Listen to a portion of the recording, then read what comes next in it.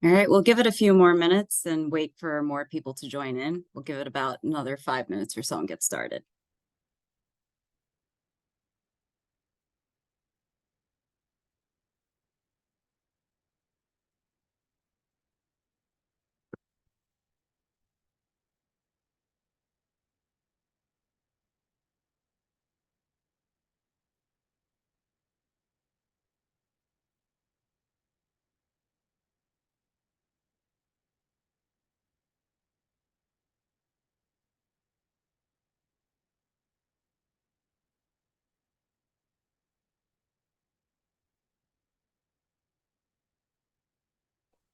Amber, hi. Hello, everyone. Welcome. Minutes.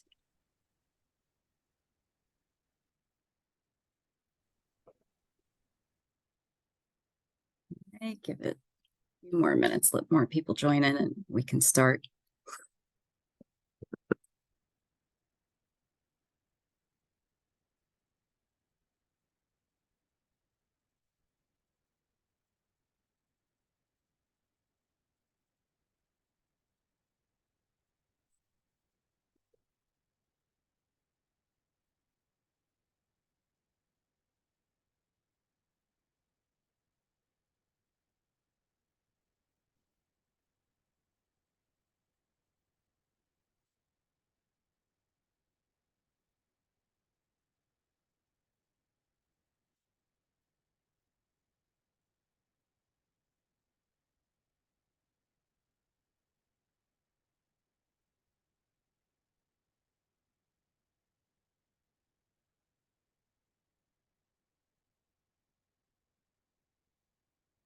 All right, I think we're going to start in about another minute or so.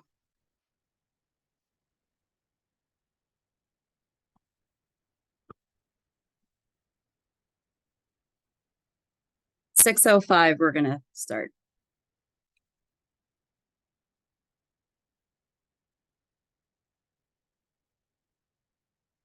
Why don't we do some icebreakers and get people involved? So how did you guys find yesterday's LinkedIn workshop? Was it helpful? Did you guys get something out of it? I personally found that I have a lot to work on, which is a good thing. So I know I found out how to essentially break things down and manage my time and make sure everything is done appropriately. And Fantastic. a random surprising thing that was kind of discussed briefly was how LinkedIn is like a communication version of YouTube. So the more engaging you are in it and the more you show that you're actually continuously improving your skills, the higher the chances are for people to see you. Correct. That's right. It's a great resource to, especially, and it's essential in the job hunting process. So glad you guys all got to do that because you need to have it on your resume. So it's what we're going to be working on today. All right, a few more minutes here. Got 2 more minutes to go.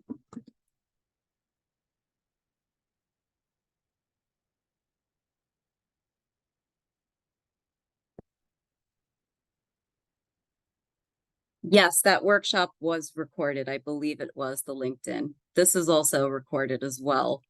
It'll probably be made available to the students after today's workshop, hopefully. I hope that answered your question, Yulitsa. Thank you. Where I can find it though, the recorder from yesterday. Oh, we'll send you a link to it. Thank We'll you. make it available. Yeah. Should be part of the boot camp SharePoint. So, okay. 1 more minute to go.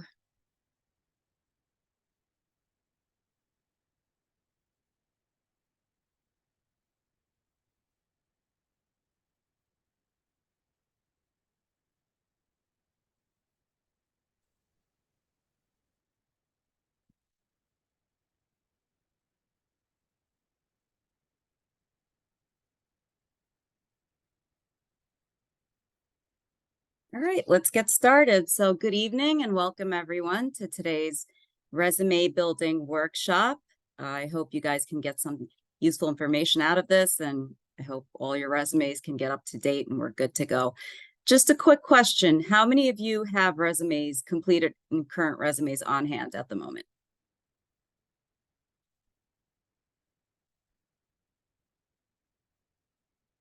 Anyone? No? All right. Great. Okay, good. So I'm going to, yes, Amber?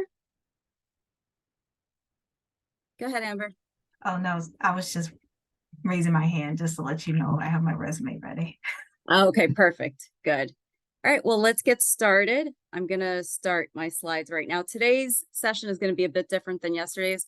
We're not going to have speakers. This is going to be more of an informational session on how to build your resume, going through exactly the parts of a resume and all that. So let's get started.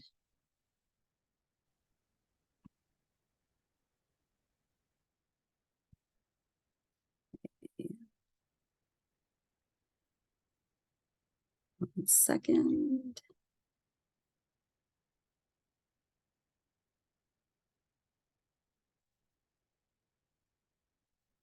All right, can you guys all see my screen?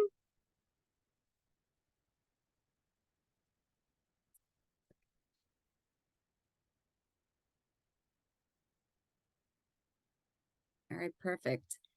So today's resume building workshop sponsored by the CS Club and, I'm sorry, not the CS Club, CS Lab and CIE.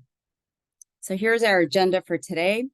We're going to start out by doing an introduction to the resume building workshop. We're going to go through what's a resume, parts of a resume, do's and don'ts, layout, have a break. Then we'll go through best practices, take another break, and then we're going to actually do a resume ourselves. So let's get started. Any questions before I start? Nope. All right. So let's do this. All right. So what is a resume? So a resume is basically a document that you create.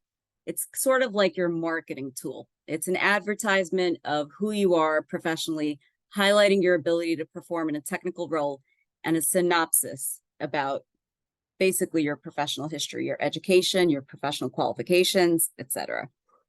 A second, I'm just going to do it this way if that's okay.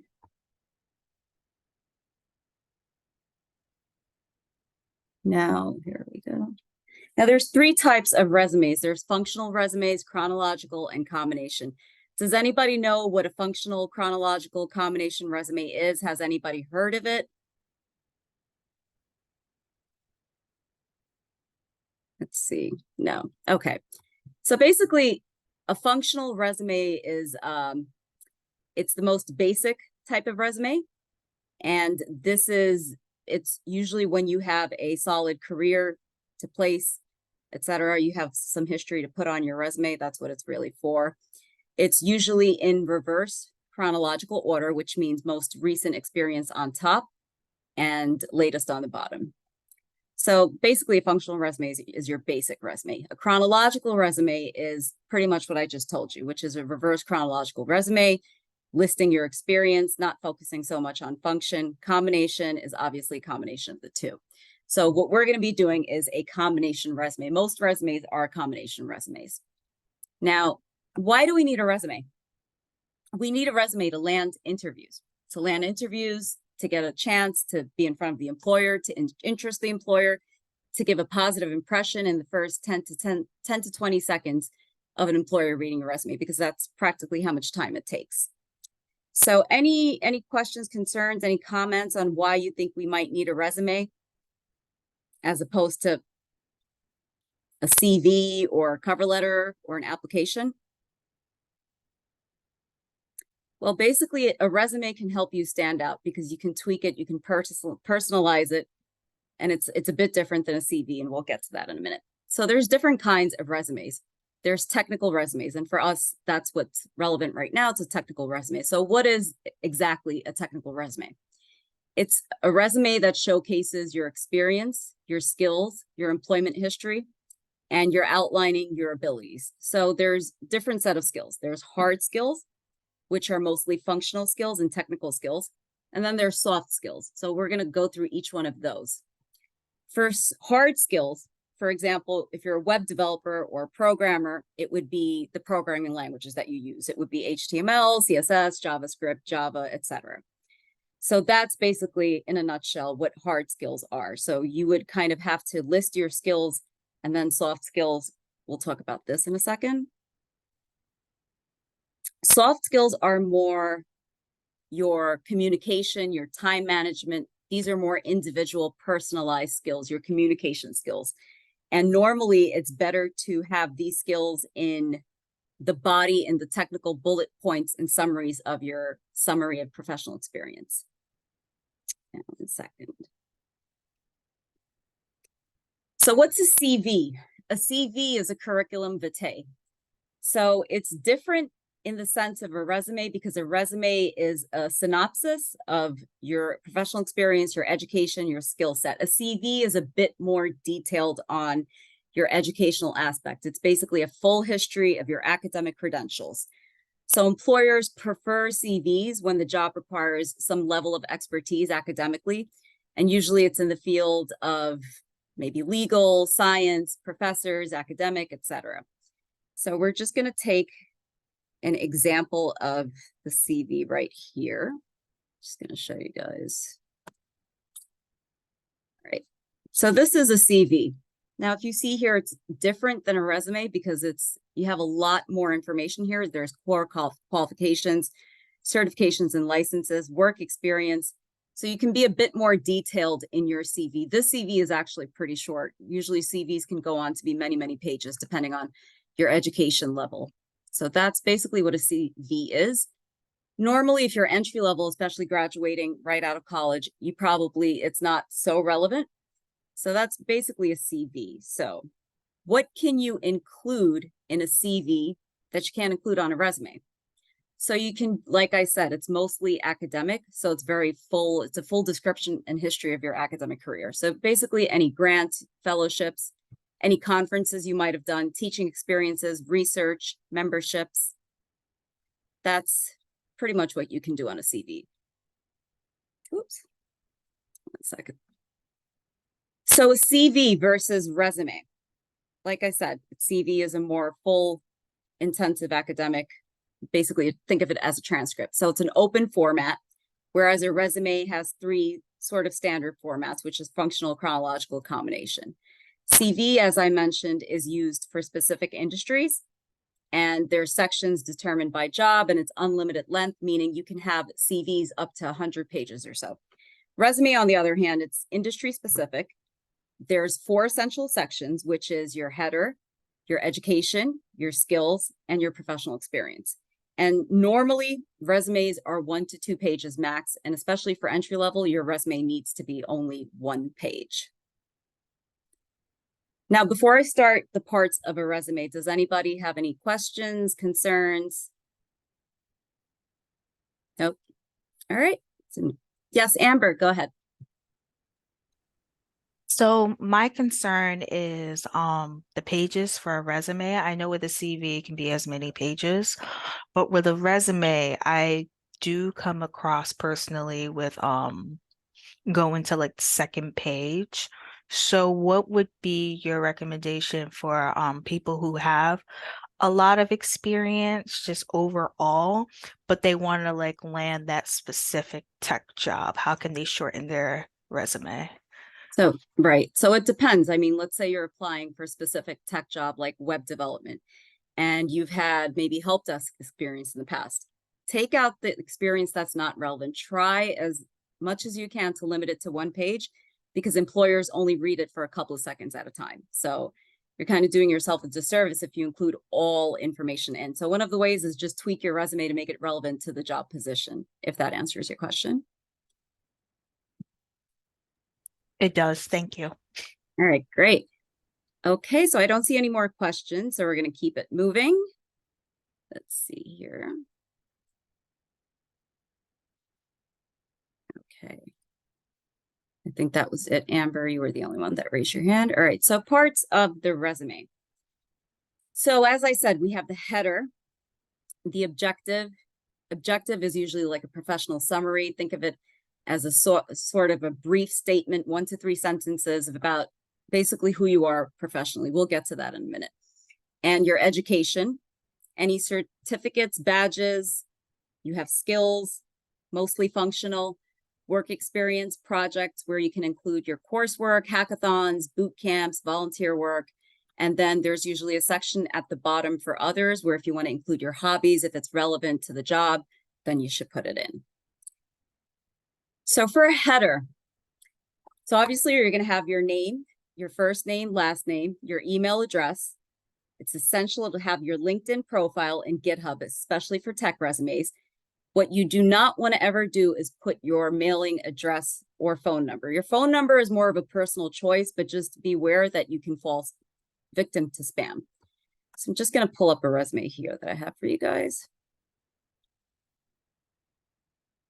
All right, so there we have it. Name, you can put in your city and state. A lot of times that's pretty helpful. Email address. Again, the phone number is personal, but I would take it out. LinkedIn and portfolio. So that's basically the basics of a header. Now, the next section, we're going to move on to our parts of the resume, objective. So like I mentioned, it's a brief statement describing to the employer who you are professionally, what you're looking for. You want to be very brief and concise and specific with this because like I mentioned, employers only spend a couple of seconds reading it. So you want to go up to maybe a maximum of, let's say, 3 sentences or so. Okay. Just 1 second here. Just trying to get over here. Oops. 1 second. I'm just trying to get this to be out of the way, and it's not getting out of the way. All right. So we're just going to keep it moving. So like I said, be concise, be brief. Here is a sample objective. Now let me just try to make this a little bit bigger so you guys can see this. All right.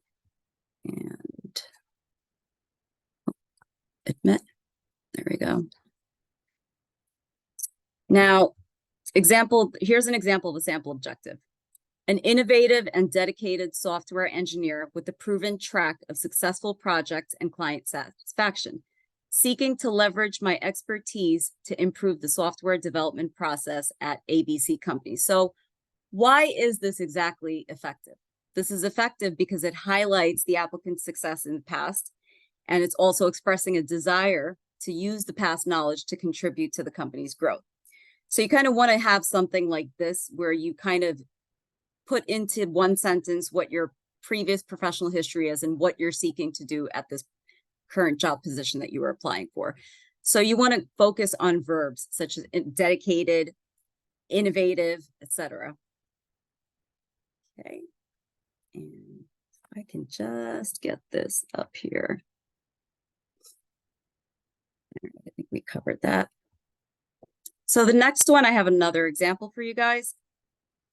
To join a dynamic and innovative team of software engineers and use my expertise in designing and developing software solutions to help the company achieve its goals. Now, this is effective because it kind of focuses on the candidate's intent and desire to join a team and use their expertise. So I just want to take a second to see if we can come up with any objectives. Just throw it into the chat. Let's see, or raise your hand. Let's see if we can come up with some objectives offhand. We'll give about 5 minutes for you guys to do that.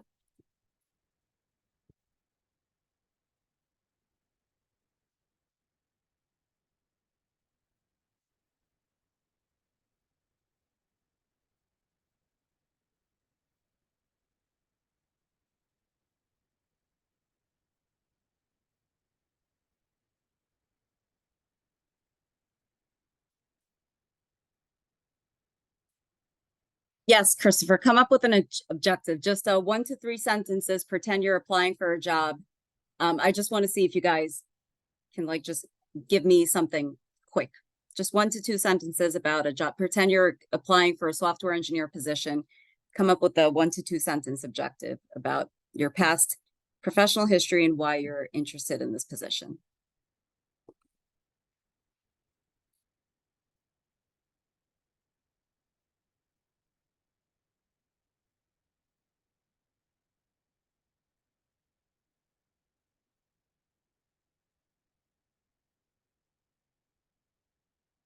Amber, nice one. Enthusiastic and resilient computer science student leveraging 5+ years experience in dynamic work environments, managing multiple projects, seeks a software developer internship to combine strong self-management skills, technical knowledge, and innovation to build exciting websites and easy-to-use applications. This is an awesome objective. It's chock full of information and it's perfect. Why? Because you're showing a lot of enthusiasm, you're showing interest, and you're showing this is what I have to bring to the job. So this is exactly what we're looking for. So something like this is perfect. And Yelitsa. Okay, this is the one you have on your CV and LinkedIn. Exceptional IT professional with 6+ years of experience in information technology. Self-motivated, proactive, and creative. Team-oriented and able to work independently in a collaborative environment, able to manage multiple tasks and projects, good written and verbal communication skills, customer service oriented, willing to learn and master new technologies quickly. This is awesome. So, all right, I think you guys are good with objective, am I right? So this is a great objective as well, because this has got a chock full of information. It's a little long, but I think this will do, especially considering if you've had over 6 years of experience. So this is great, Yelitsa. So we're going to go on to the next one now. Moving on. All right, so education is the next part of your resume. Now, education, this can be done in different ways. A lot of times, education and skills are at the bottom of the resume, but for entry level, especially if you're coming out of undergrad, it should normally be at the top of your resume. So with education, again, it's reverse chronological order, meaning most recent on top. You're going to have to list your degree, your major, your school, your year of graduation, also your GPA if you have a GPA of 3.0 and above, any professional certifications, any relevant coursework, and only if the coursework relates to the job roles that you're applying for. So let me just pull up a quick sample over here. We're going to go back to the software developer resume. So you could see here, this is an entry-level software development resume right here. You can see he has listed his education at the top, listed his degree, his major, the school, state and city, and the dates of completion. So this is practically a standard education format that you should use. So here's another, well, that's basically from there, from the sample. And now we're going to move on to I see somebody has a question. Udemy certifications. You can definitely use that, Christopher. You can put it under education. I'll get to that in a little bit further down the line in the workshop, but usually you can list it under education. Let me see if I have an example for you for that.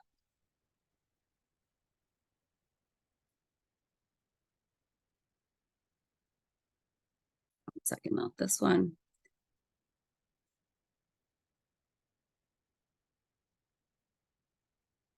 So over here, I mean, this is a CV, but over here, certifications are listed at the side. You can always list them either under education, or you can list them under education, or you can list them at the side as certifications. But again, if you're entry level, it should be under education. All right. So now we're going to move on to the skills portion. Now the skills, I just want to say, skills are usually broken up as hard skills and soft skills. So what are hard skills? Like I mentioned, they're your technical skills. They're the skills that are relevant to the job position. Your soft skills are more of an individual personalized basis, meaning it's your communication, your time management, your problem solving techniques, etc.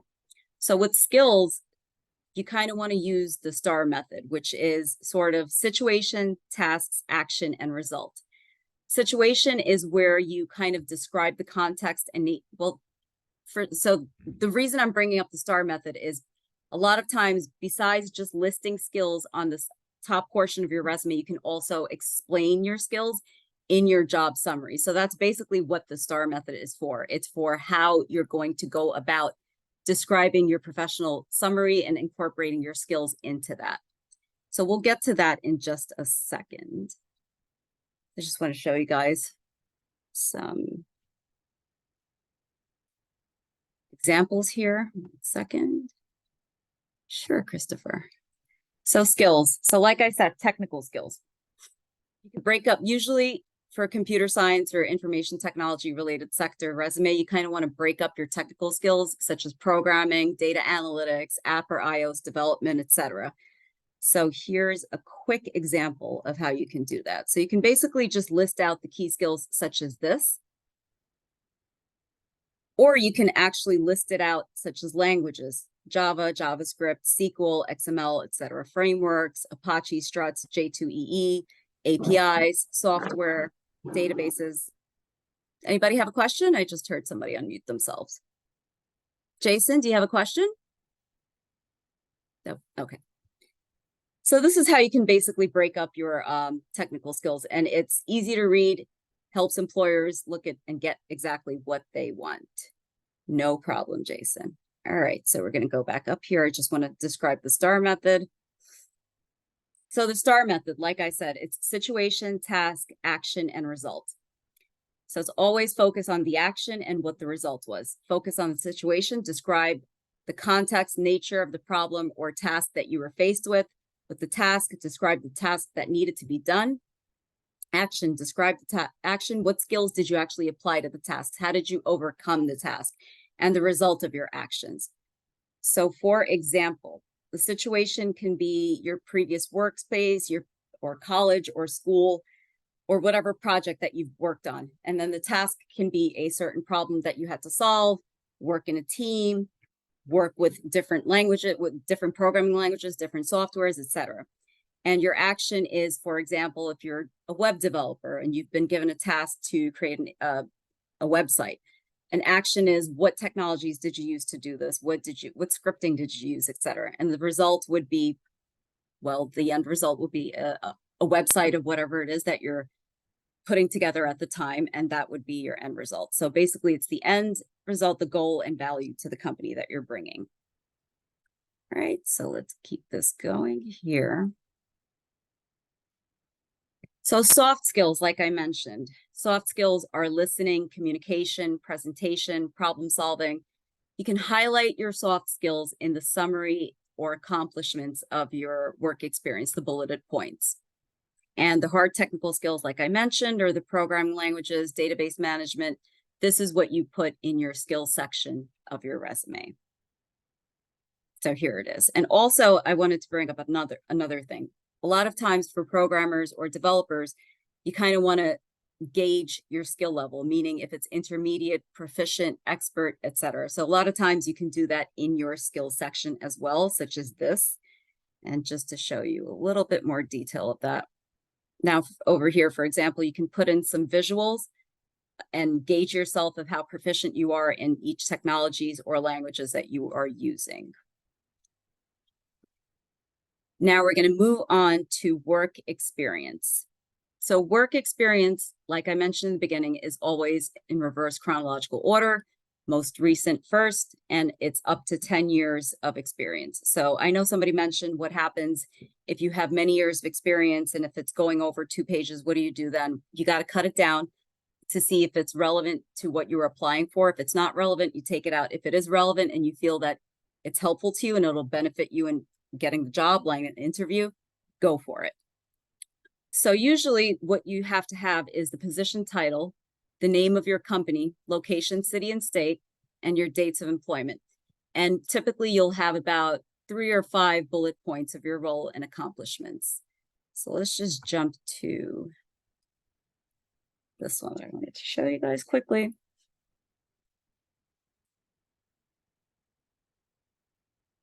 All right, so as we have here, professional experience, you have the title here, the company, city, state, and dates of employment. Now, obviously, if you're still working there, you're going to end it with present, and your other previous history should go underneath this.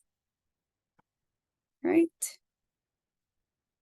And also in your summary, in your bullet points, you want to use past tense versus present tense. You want to be very well aware of that.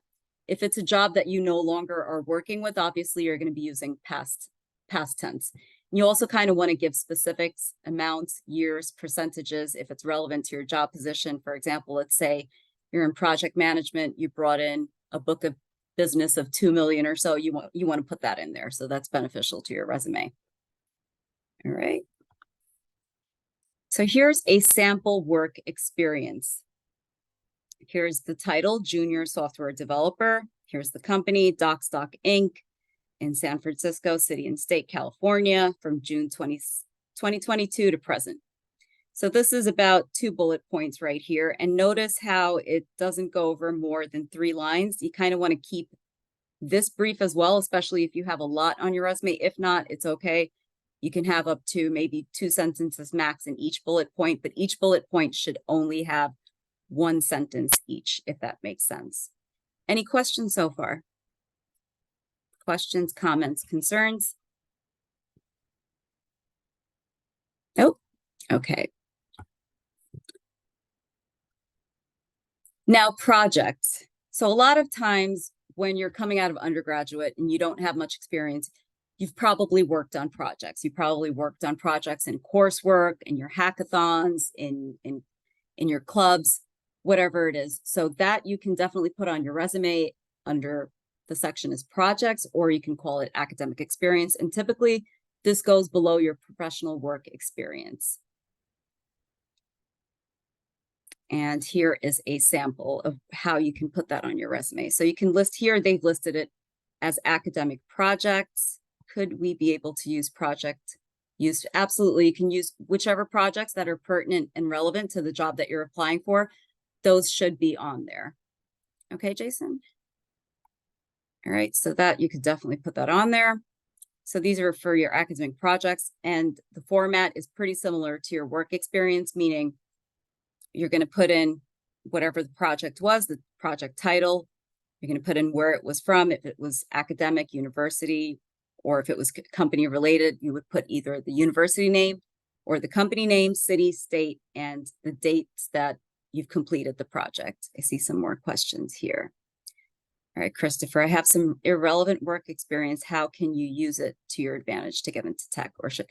Okay, so this is an interesting one, Chris. So what you can do if it's an irrelevant work experience, for example, let's say you're applying to be a software engineer and you've had maybe retail experience in the past, you can always try to tweak your experience to maybe sort of match up with what you are applying for. So if you've worked in retail, you can spin it to say you have customer service. So you'll be able to present and you've had presentation skills, negotiation skills, communication skills, expand on what you have done in the previous job that will be useful to this job, if that helps. So I hope that answered your question, Chris. Okay, sure thing. So moving on, now there's other parts of the resumes, for example, awards, achievements, any honors that you may have received. Those usually go at the very bottom of your resume, and you can usually put it under other or awards or achievements, and you can list your honors, your professional or academic awards, your activities, any professional affiliations. And just to show you a sample, I know somebody mentioned certifications.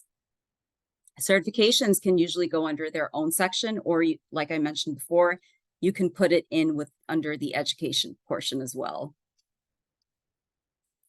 And here is another example for certifications or licenses. A lot of time, if you're applying for project management, you have some PMPP license, you can chuck that in there as well. These can kind of be intermingled. You can put it under certifications, you can put it under licenses, switch up. Now, some do's on your resumes and don'ts. What you do not want to include on your resume. I'm sorry, hold on.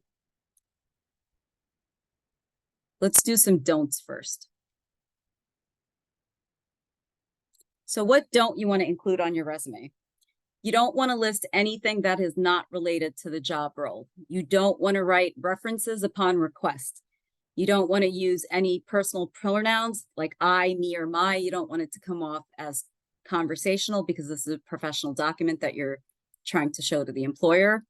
You definitely don't want to have any personal information unrelated to the job, such as political affiliations or the reason for leaving a previous job, or any personal identifying information like mailing address, race, etc. And the number one thing you do not want to do on your resume is lie. You do not want to say you know a skill when you don't know the skill, because guess what? It's going to come up on the interview and you're going to shoot yourself in the foot. So it's something you definitely do not want to do. What you do want to do is you want to list information, important information at the top of your resume, such as your skills, your certificates. And one thing that's helpful is saving your resume as a PDF as opposed to Microsoft Word, unless they specifically let you know the format that they want to use. You also want to use job and industry specific words to ensure that your resume gets hit in the keyword and searchable databases. So what happens is a lot of times resumes go through large databases. They get sucked into databases and they'll pick it up based on keywords or hot words that you're using in your resume. So that's especially what you want to focus on. Also, a lot of times, for example, on Indeed, when you're applying, it's always better to upload your resume than to copy and paste because of formatting issues. And obviously use bullet points in the body of your resume. So those are some do's and those are some don'ts. So we're zipping right through. Now for layout and format, usually for entry level coming out of undergrad, your resume should be one page unless you've had over 7 years experience. And typically for undergrads coming out from undergrad, you should have a 1-column resume for entry level positions so that it can be easy to read. Of course, I've seen many resumes with many columns. If it's easy to read, that's what you want to focus on. You typically want to have 1 column, but if you can accomplish it in more than 1 column, that's okay too.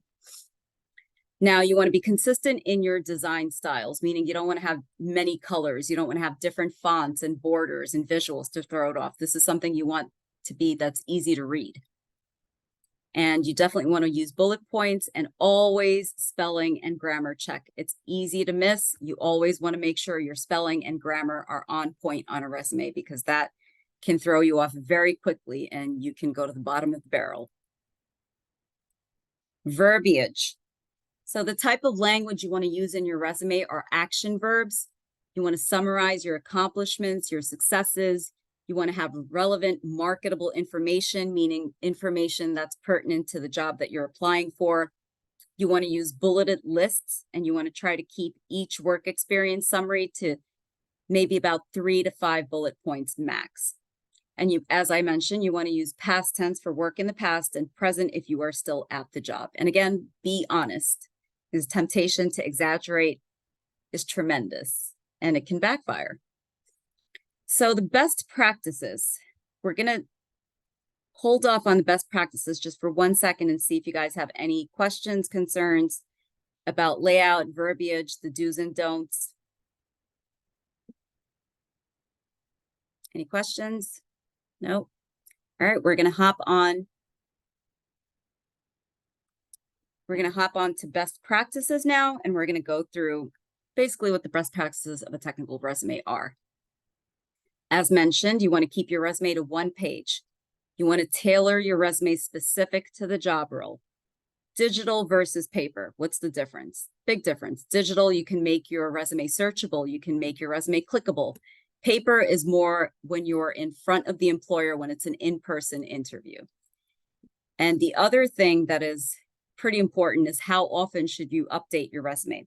In general, you should update your resume anytime there's a change in your employment. For example, if you've graduated, if there's any academic changes, you want to update your resume.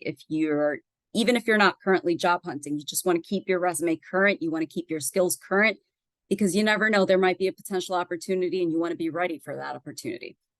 So by doing so, you ensure you're always ready for potential opportunities, career advancements, etc. So another best practice is, like I mentioned, digital versus paper.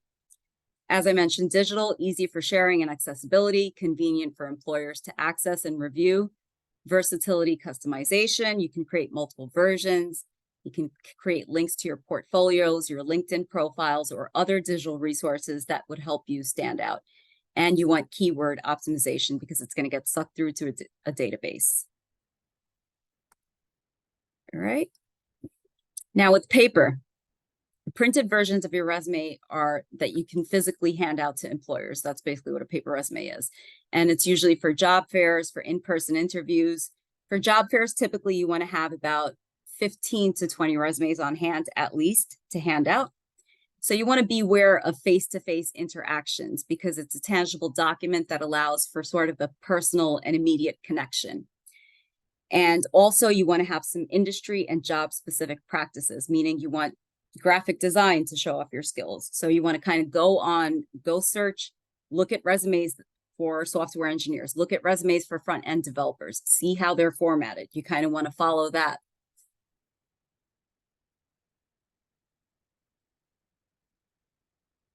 Now, how do you put a boot camp on a resume? What, where, why to include? So where would you put the boot camp on your resume? You can put it on the education section, you can put it on the project section, or you can do it in a summary or objective in there. I don't advise putting it on your summary or objective. You should probably just leave it on your education or project section. What do you want to put from a boot camp? So basically it's going to be the same format as a work experience or a project. Name of the project, date of completion, overview of the project, any software that you've used, languages, frameworks, etc. So I know you guys have a final project coming up for this bootcamp that you're doing now. So that is something that you should definitely have on your resume at the end of this bootcamp. Why do you want to have a bootcamp on your resume? Well, if you're just starting out and you're entry level and you don't have much experience, this is something you want to highlight. And if you don't have a lot of practical coding experience, or if you're changing careers, or if you've done some impressive relevant work that you want to showcase, this is why you would want to put a boot camp on your resume. Any questions about that? Questions, concerns? Nope. Okay. Keep this going. So here's an example of how you can include a boot camp on resume in your education section. Now over here, they have it listed under their Bachelor of Science degree, and it's listed as a full stack web development bootcamp. They have about 3 bullet points here about what they did. They developed a web app using React and Ruby. They learned and used techniques such as HTML, CSS, Java, SQL, collaborated with the team on a group project to build a full stack web application. See, somebody has a question.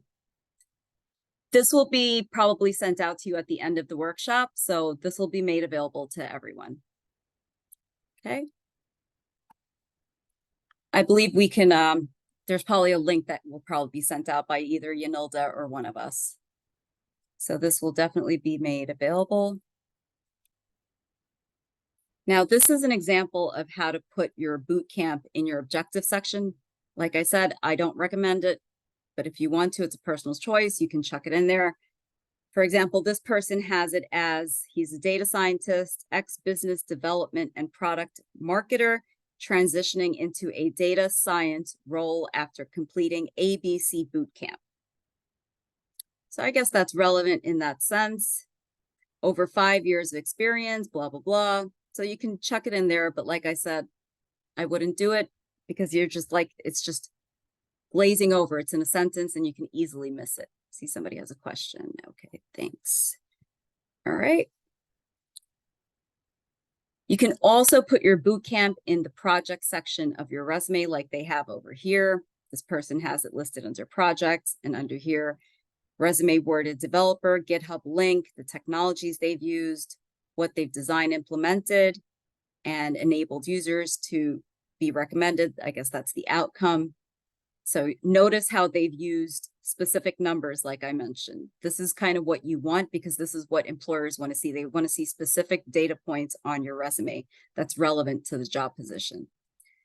So you can put it in your projects section there. And then we'll jump on to templates and examples. Now, I just want to pause for a minute and see. So I know you guys mentioned you guys have your resumes on hand. Does everyone have their resume on hand? Does everyone, or is there anyone that needs to create a resume from scratch?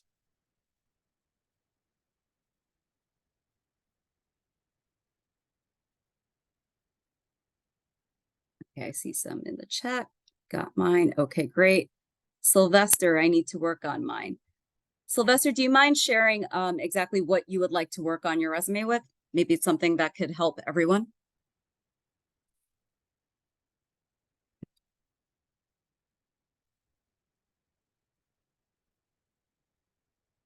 Do you need to work on the format of it or? Yes. Yulitza, I see that you have your hand raised. Yes, I got a question. Yes. Well, actually, I need to update my, but I got some questions when it comes to education. For example, in my case, I have done, even from high school, some technical, well, my high school was a technician in informatics. So I was wondering, now I also have an associate, and now I got a bachelor. Should I put all three over there, or just leave my associate and my bachelor in my education section? Yeah, I think you just leave your associate and your bachelor's, because when you put in high school, that makes you seem extremely entry level. So you don't want to do that either, and it might not be relevant to the position that you're applying for. So just in that scenario, just make sure you include your undergraduate and your associate's degree. Okay, thank you. You're welcome. See, there's a few more. Oh, and Professor Madramutu just dropped in the chat a link to all the videos associated with the boot camp. This is where you'll be able to access all of this. Okay, I got mine. Just need to update the project section. Perfect. All right. I'm just curious, what did you guys use to do your resumes? Did you guys use a template? Did you use an online service, or did you do it from scratch? How are you guys doing your resumes? I'm just curious.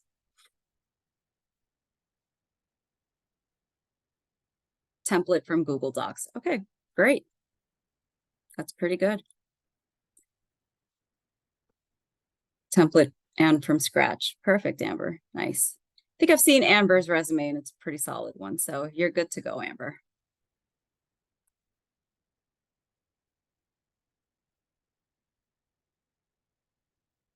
Okay. Getting experience in cyber. Perfect. I'm sure you'll have a lot more to add to it, Sylvester. This boot camp is very beneficial. So you should definitely have it on your resume at the end. All right, so we're just going to jump into some templates. 1 second.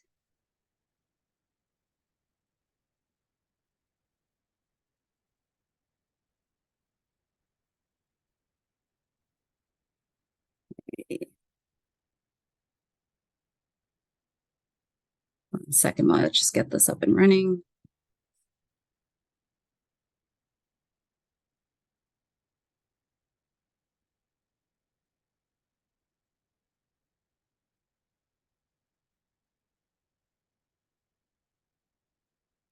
Just wanted to introduce you guys to Resume Builder. So this is a great site and a great resource for any templates that you might need to use for resumes, cover letters, CVs, thank you notes, you name it, they have it. So as you can see here, this is for the computer sciences and information and technology section.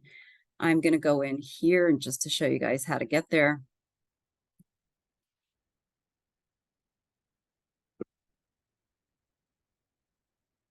Resume Builder. So this is resumebuilder.com. As you can see right here. And it's basically a service for you to create your resumes. You can see they have a lot of templates here for you to use, text editors, downloadable as PDF, resume examples. So we're going to go ahead and click on computer science. And these are some templates that you can use. These are downloadable. There's entry level, mid-career, senior level. And if you scroll down, you'll be able to also see some action verbs that you should be using throughout. They have some great tips on templates, text only. 1 second. Just kind of want to jump back here. So they have different templates here that you can actually go through. And I'm trying to look at, I know they also have a few software engineering and they've broken it up and done a great job with that. So let me just tap back to this.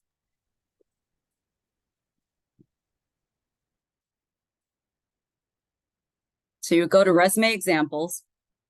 scroll down, click on Computer Sciences and Informational Technology. If you scroll through here, there's tons of resume examples that you can go to that would be relevant to the position that you're applying for. So let's just pull up this one right here, full stack developer. So this is how they have structured their full stack developer resume. This is entry level, and they've listed their key skills and education at the bottom. Not so advisable. You usually should be up top, but this is a pretty good solid format where you can see the header is correct. Wouldn't recommend the mailing address. They have this, they've called this the profile. That's their objective. Professional summary, professional experience, key skills. So this is a great resource for anybody who's looking to build their resume. So we're going to take a 10-minute break and resume. Before we go to break, I just want to check to see, does anybody have any questions, comments, concerns?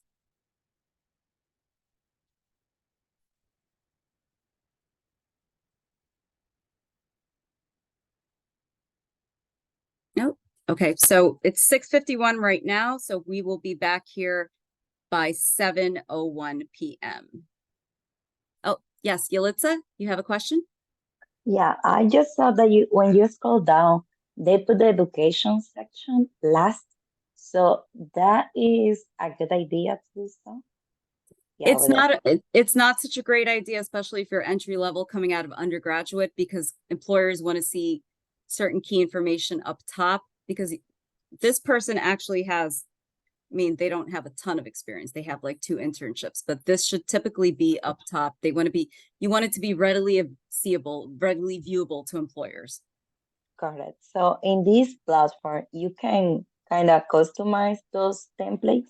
Absolutely, you can customize it. You can definitely customize these things, but these, especially education and skills, should always be at the top of the resume.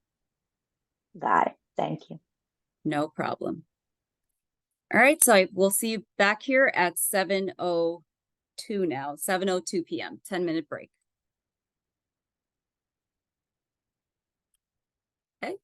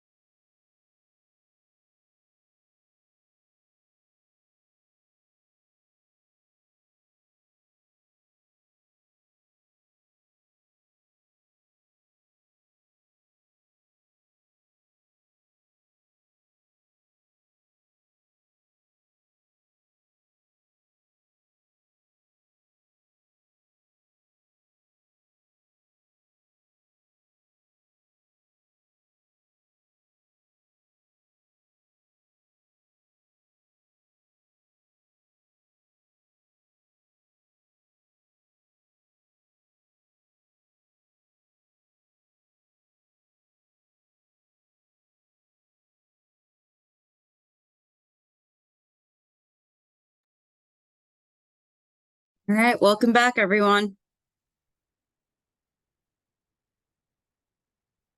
Everyone's still here. Hi, Chris. All right, so for this portion of the workshop, we're going to actually build out a resume from scratch. So we're going to go into Microsoft Word and we're going to go through each part that I just talked about in my presentation, and we're going to put it into action. So let's get ready. I'm going to share my screen. Give me a second.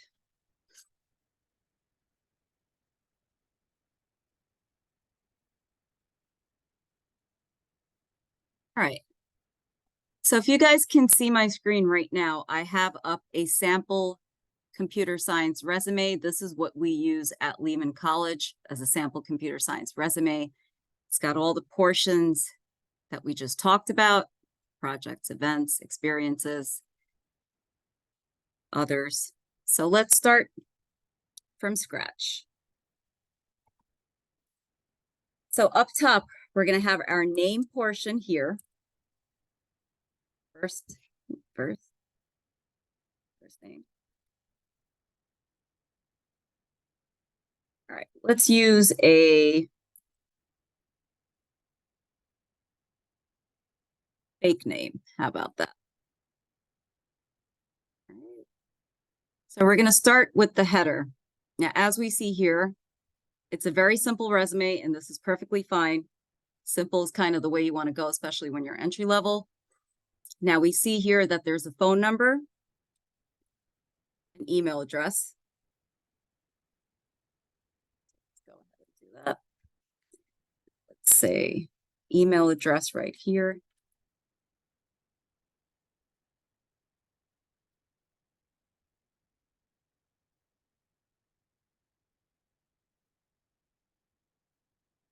Phone number.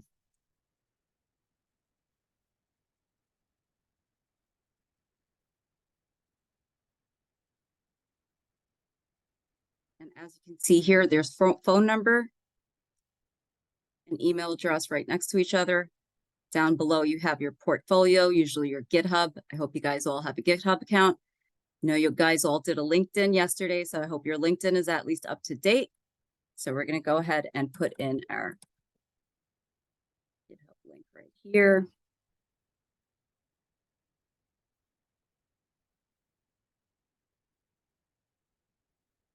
Profile link right there.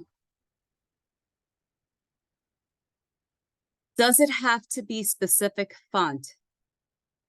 Typically, not really a specific type of font, but you don't want to have something like Wingdings or something very fancy on there. Times Roman numeral, Calibri, Arial, you kind of want to stick to the generic fonts. You don't want to go too fancy. So let's just make this a bit fancier here. Let's say this is 18. Bold this.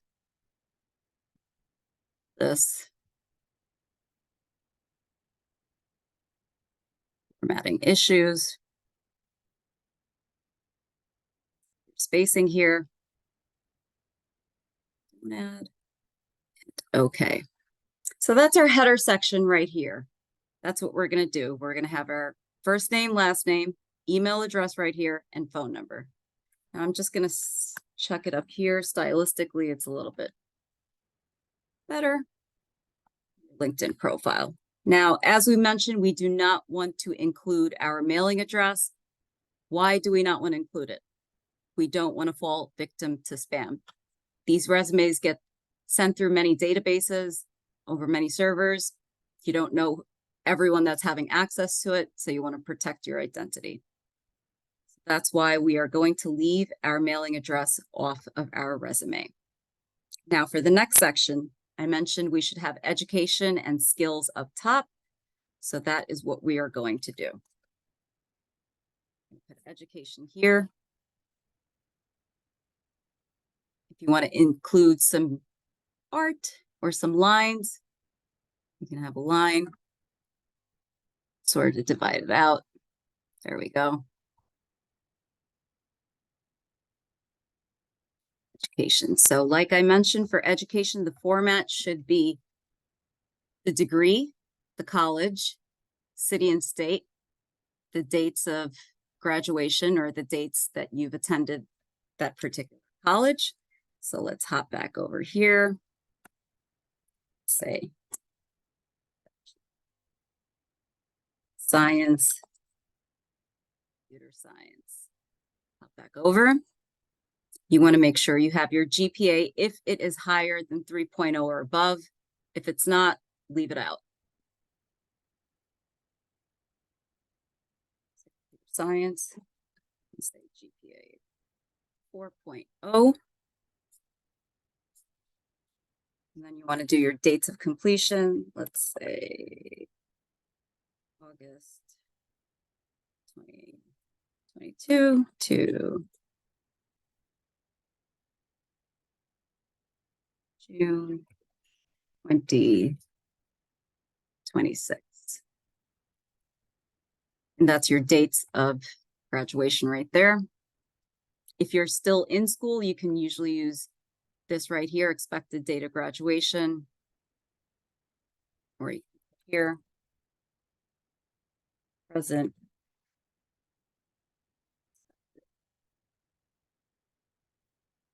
Date of graduation. 2025 if you're graduating earlier. And you want to kind of keep formatting in. So we're going to go through all of what I told you guys bit by bit to make sure we see how it is in action. Right. Now you can definitely go online on, like I mentioned, resumebuilder.com. They'll spit out some fancy templates, but we're going to do this here, this nitty gritty stuff, just so you guys can have a better idea.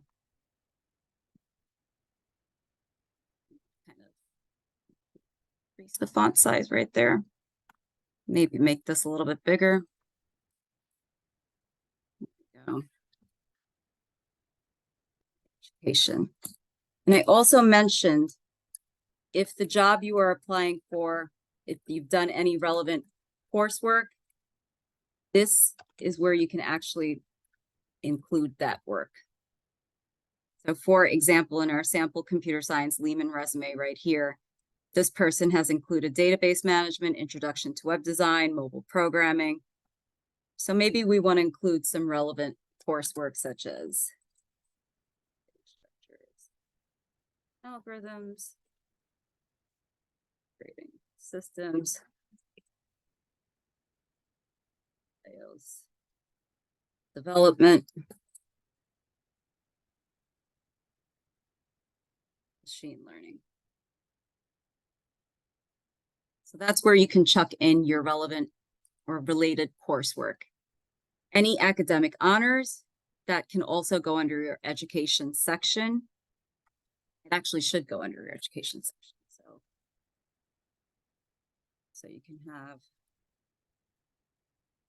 let's say you had presidential scholarship award, Golden Key, National Society. And again, you kind of want to make sure your formatting is proper with this stuff. Add spaces, say okay. Now I want my relevant coursework to stand out, so I'm just going to bold it right here. Space. Now, since this is related to my bachelor's degree, I'm going to chuck that right underneath. Put it there like that. I'm going to copy this line that we have here. Nothing fancy, very simple. Okay, there we go, education. That's our education section. Now, if you have more than one degree that might be relevant, like let's say you're a graduate student and you're doing computer science, again, that would be pretty much the same format, except over here, this is the format you would have it under. So instead of Bachelor of Science, let's say Masters of Science, Computer Science, and you still have a GPA of that. And let's say,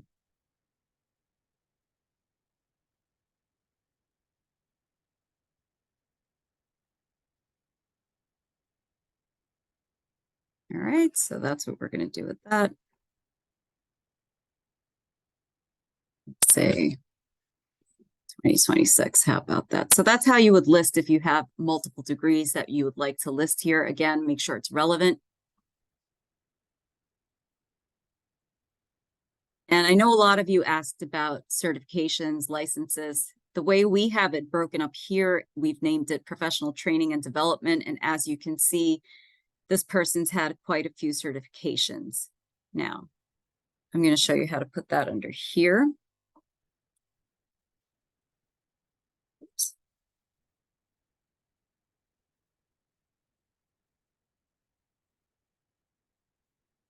Just gonna check that up. Now, if you have some design skills, you would probably be doing this much better than I am right now with this. Yalitza, I would like to know why we should have a portfolio. In my particular case, I'm not a developer or web designer. Do I still need a portfolio? Or is it like a digital CV? So Yalitza, it is actually like a digital CV. Even if you're not a web designer or a developer, employers still want to see your skill set in some sort of a tangible form, in some form that they can actually see and gauge. So yeah, you should have a GitHub. Typically for computer science, if you're in computer science, if you do some programming, most of your project work would be on GitHub. So that's why you should definitely have a portfolio. Let's say you're a CIS major or you're looking for project management.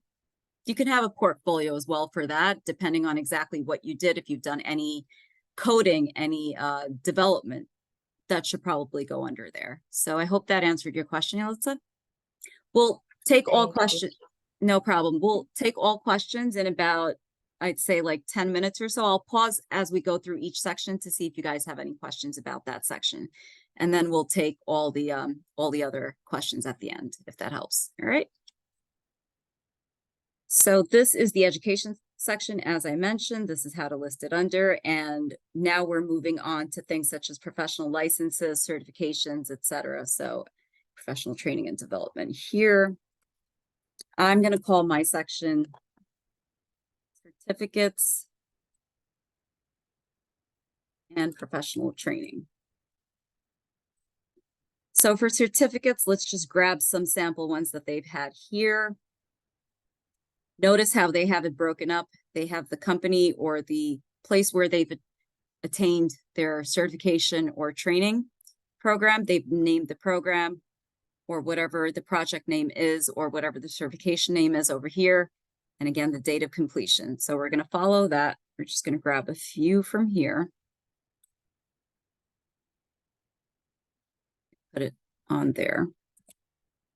Certifications and professional training. Now, I know some of you were at the hackathon that we had earlier in the spring semester, and I know you guys are in this boot camp. So you're probably thinking, well, how can I put my hackathon here? So I'm going to show you how to put a hackathon on. Just give me 1 second.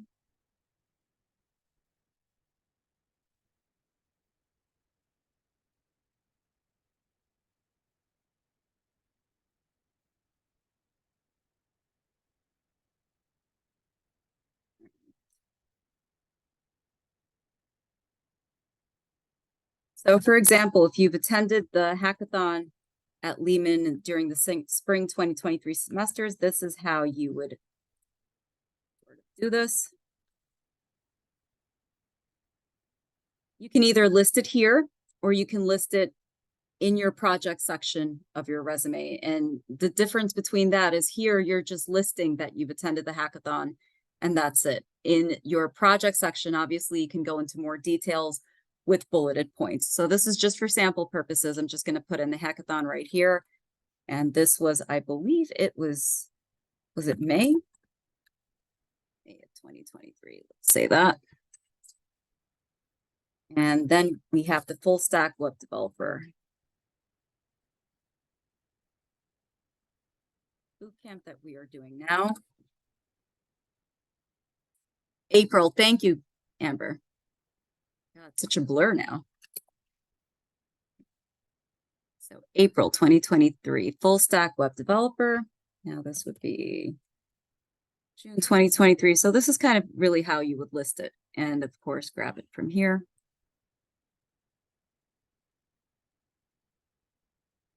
So it's basically the same format as the certifications that you see up top, which is the name of the certification, bootcamp or hackathon, whatever it is. You have it listed here, where you've gotten it from, which is Lehman College, and the date of when you obtained this, which is over here for the hackathon, April, and over here, June. That's how we're going to handle that. Up. Now you want to keep all of this consistent. We know that our font size over here is 14. So you want to keep that consistent over here and make this 14 as well. And bold. All right, so that is the certificates and professional training. You can call it certificate and licenses if that's relevant. If you have a PMPP license, you can put that in there as well. Now we're going to move on to the next section.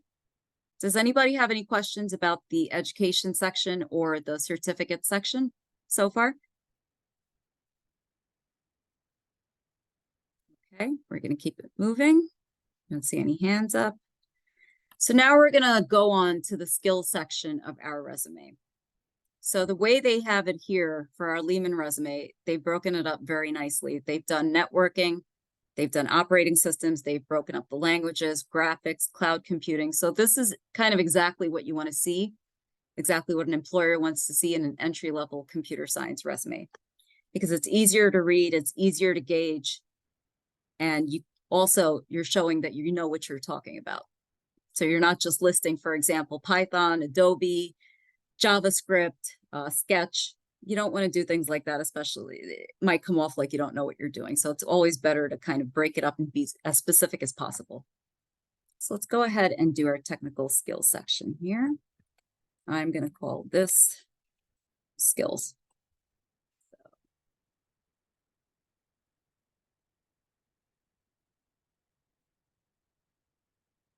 So let's see how they did it over here, operating systems. Okay.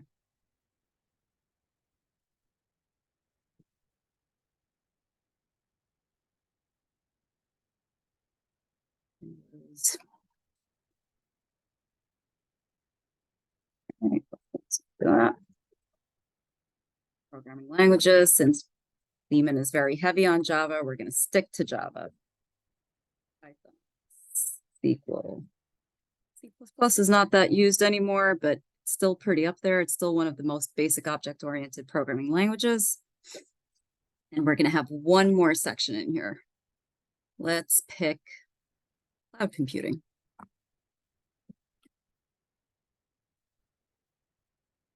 I'm going to go ahead and copy paste it in. And when you do, you kind of want to make sure that you're keeping the same format as above. So you want to keep the same font, same size. Always check to make sure that's right. Go ahead and format our skill section. 14. Our headers are 14.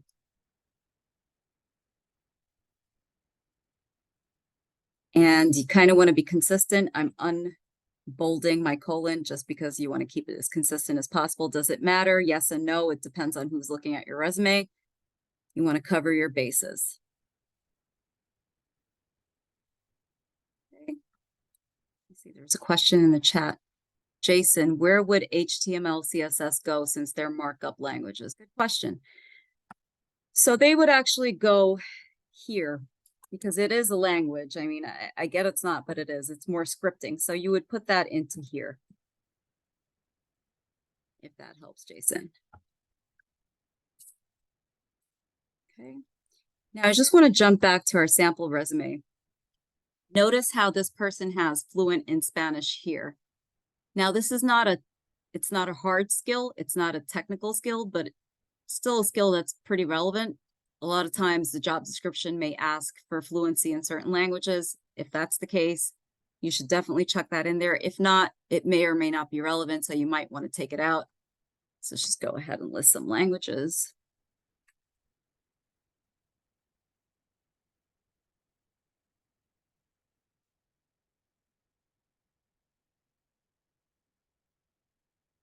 And that's your skill section. Now, as I mentioned, we don't want to list out our soft skills. It's a personal preference, but normally if you're, again, an entry-level candidate coming out of undergraduate, you kind of want to have your soft skills explained in the bullet points in your projects, your internships, your job experience. A lot of people do tend to put down skills such as time management, leadership, project management, etc. Those would be just a few soft skills that you may or may not want to include on there.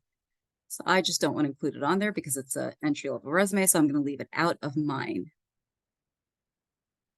Yulitza, where should we put our objective paragraph over there? Great question, Yulitza. I was hoping nobody saw that.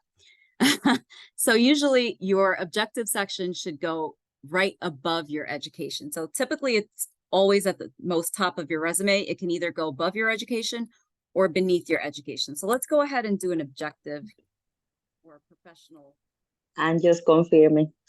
Oh, that's okay. That was a great question. No, I'm so glad you brought that up, Yulitza. It's a great question. I mean, it's very helpful. You should know where to put it, right? So let's do a professional summary. So let's say we are applying for a software engineering position, since that's the most popular one right now. So can somebody, I know you guys had some great objectives that you threw into the chat before. So I'm just going to pull one of your objectives and use that. And if you guys feel free to drop some objectives in, if you want some feedback, go ahead and do it. Drop it into the chat. I'm going to go with Yulitza's right here. Exceptional. Copy. All right.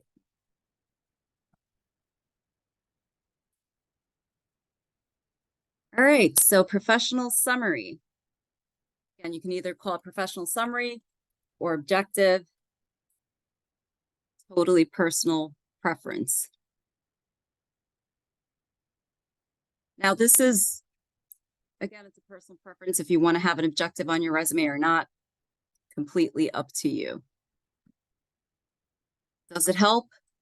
Yes, it helps, but it depends on the job that you're applying for, and it depends on the objective that you're putting in. So we're going to use Yulitza's objective right here.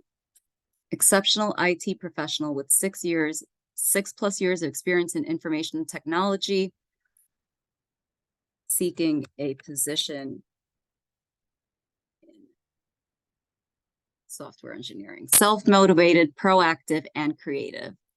That's pretty good. Now, I just want to point out, self-motivated, proactive, creative. These are soft skills. These are skills that are individual and personal. So this is good to have it listed here.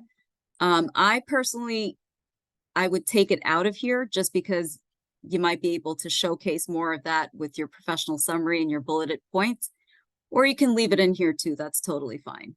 So this is actually a pretty good place to have your soft skills. I'm just going to take it out just because it's a lot of sentences and we are looking to have at max 3 sentences. Team-oriented and able to work independently in a collaborative environment, able to manage multitasks. Okay. Multitasking,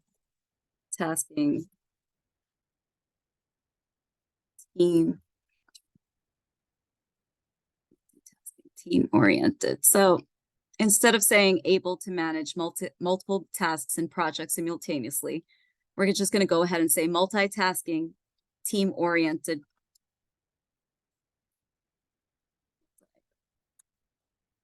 Candidate and able to work independently in a collaborative environment. So we can just take this sentence out. Good written and verbal communication skills. This is good, but you should probably take this out because they're kind of going to say, well, you should have good written and verbal communication skills. That's a given. So you may or may not want to leave that in. I'm going to take it out just because I'm looking to have at max 3 sentences in my objective. Customer service oriented, willing to learn and master new technologies. We can always rephrase this. Let's see, customer service oriented. Multitasking oriented.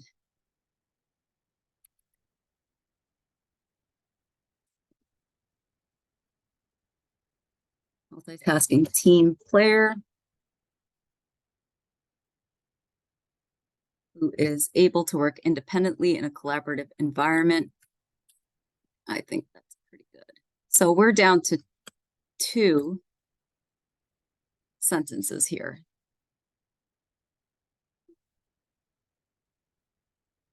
Work independently. All right, so that's our objective section. Any questions about our objective section so far?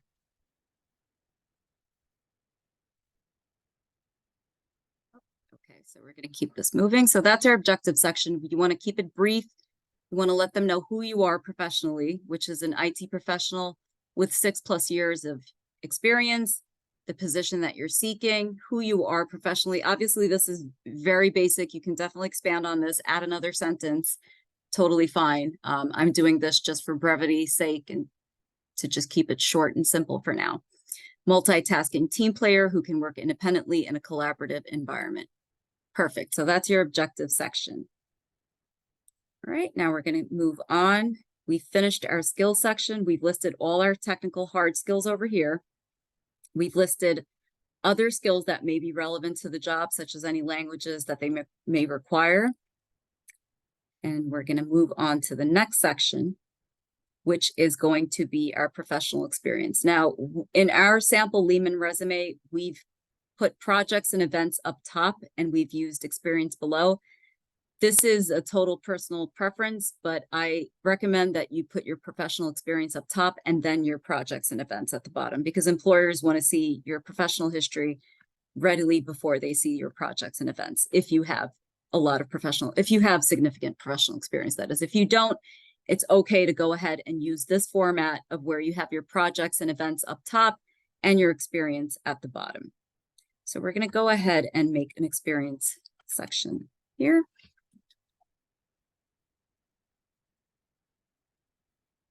Now we want to make sure that we're keeping everything uniform. So I know here there's a bit more of a spacing, so I'm just going to go ahead and check that. That seems fine. It's just me then. Okay.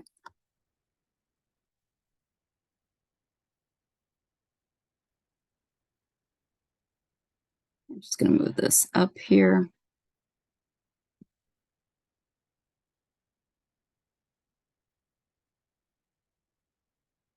All right. Well, as you can see, you would have to play around with this a little bit. Obviously, if you get a template, you wouldn't have to worry about these things. So professional experience. So let's say an internship, or we can use right here, let's say an internship at Lehman CUNY City University here. So let's do intern. That is your title. That is your job title. Your next space should be where you've worked, or the company you've worked at. We're just going to use Lehman College CUNY for now. And next, you want to have your date of employment. Now, again, this is a personal preference. You can put your title first, or you can put the company first, whatever you feel is more beneficial. Let's say you worked at JP Morgan. You might want to put that first. So let's just say JP Morgan Chase, New York, intern, and your dates of employment were, let's say, September 2022 till present. And we're going to get to the formatting in just a second. I just want to get some meat into the professional summary portion. So we're going to have here about 3 bullet points for each one. Usually if you're entry level, you should have about 3 to a maximum of 5 bullet points for each professional summary. So let's go ahead and do that. I'm just going to grab this just for time's sake.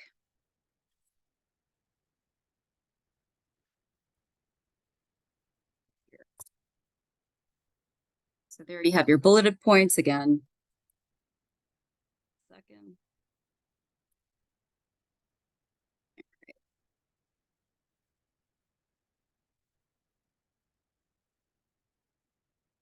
I'm going to make 3 bullet points right here.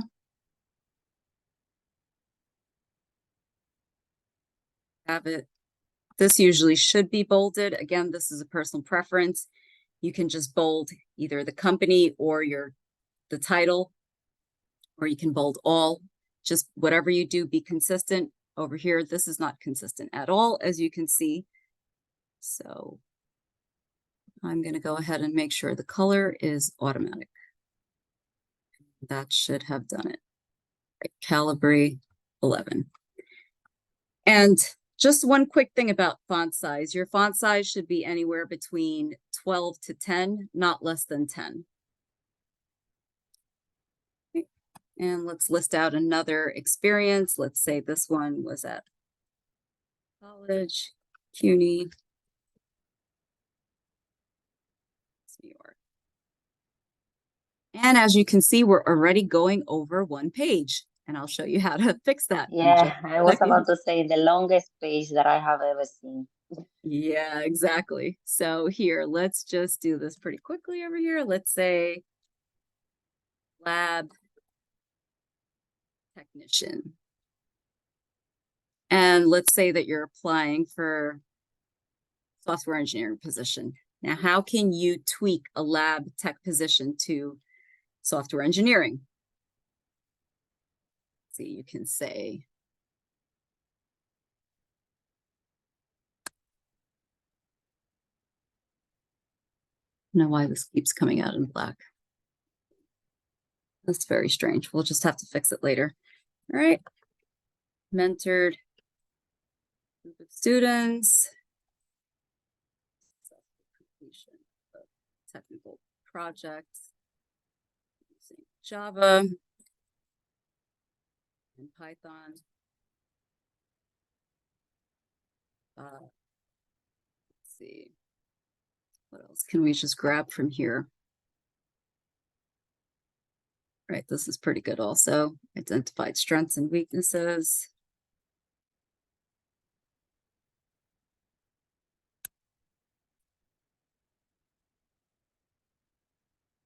Now this is a lab technician position. So there's not not much that we can use for a software engineering position. So we're going to tweak it as much as we can. If you're a lab technician, if let's say you worked at the CS lab, you mentored a group of students, you can say what you mentored them with specifically. If it's a technical project, list what you used, the languages, the software. That's how you can mesh that. And over here, let's say June of 21 to September.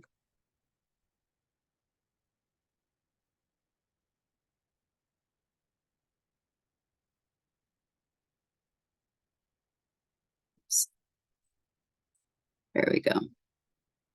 Just go bold this.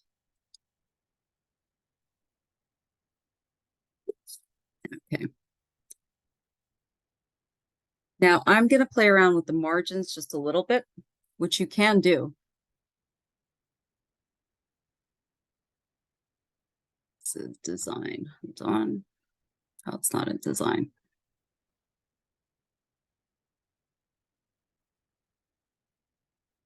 One second. Let's go ahead and complete the entire resume, and then we'll try to shorten it to one page, and I'll show you how. So this is the experience section. We've just completed that. Now we want to complete projects and events section. So if we have projects, let's say you don't have much experience, you've only had a few experiences, you can put your projects either above your professional experience or below. We're just going to build this out right here. Keep this at 15. Any questions so far?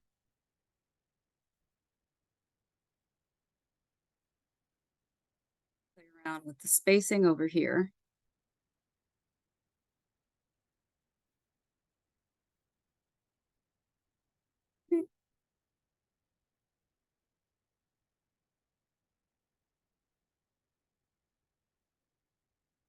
So that's our professional experiences section. Now we're going to move on and we're going to build a project section.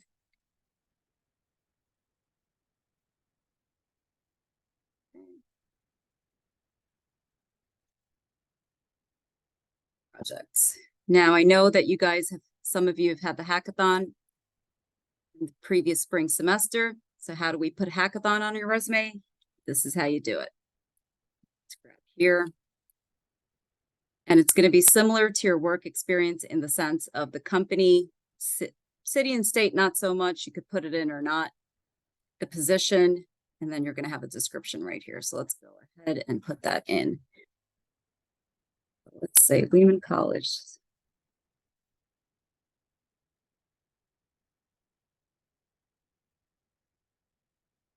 And I know in the last hackathon, well, this was pretty much what you guys did, which was collaborate in teams as part of a virtual team and present your productions. So let's just grab this. Put this in here.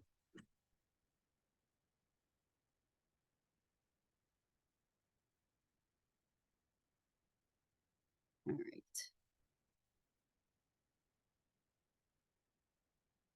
Do automatic right there. Keep your sections consistent.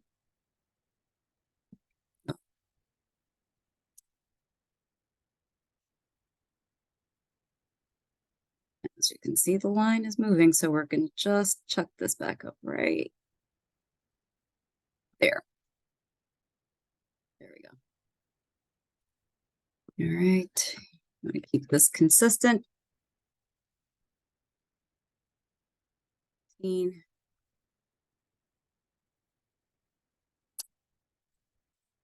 Now, could we see how they did it over here in the sample resume? This is how they did it. Okay, so you do want to have your date of completion, April 2023.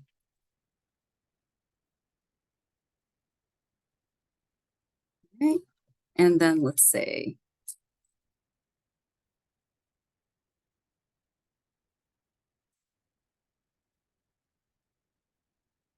web developer bootcamp.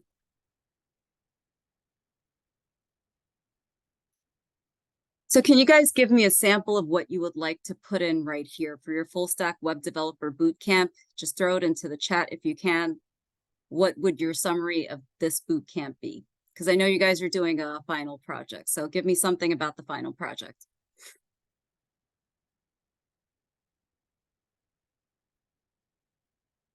And you can go ahead and throw it into the chat.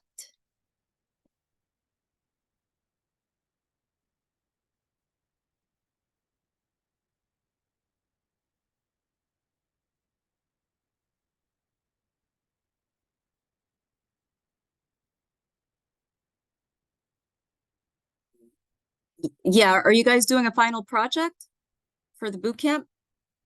That's my understanding. Okay. So just give me a description of what you would put on your resume for this boot camp that you're completing right now for the project. Give me like maybe 1 or 2 sentences of what you guys have done so far with the boot camp that you would put on your resume.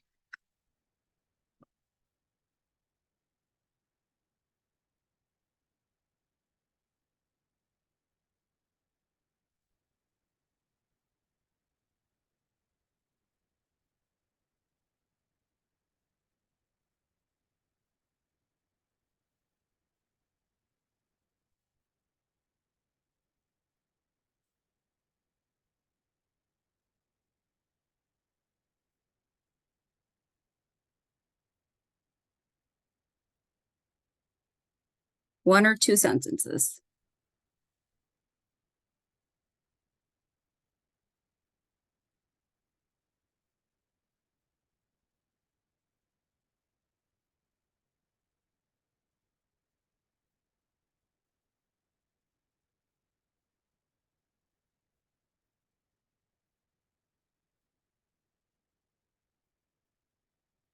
Am I HR at Lehman? No, I'm definitely not HR, Yulitza.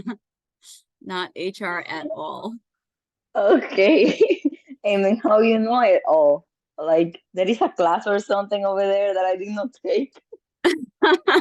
No. This is I'm a CIE advisor, so this is pretty much what I'm here to help you guys do.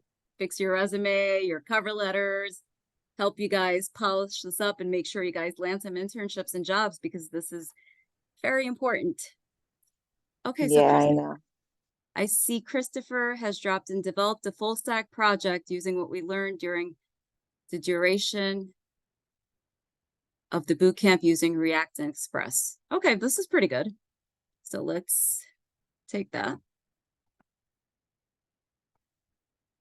Oh, if I can copy paste it already, why isn't this letting me?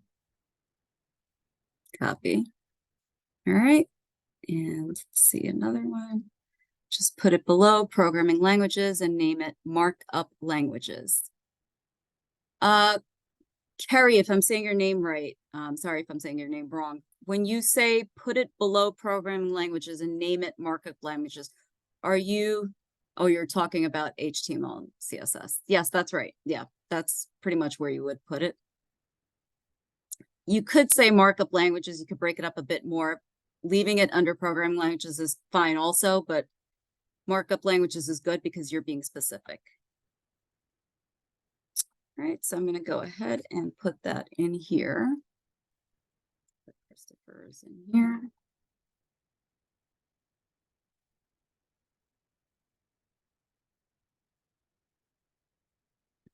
Let's see.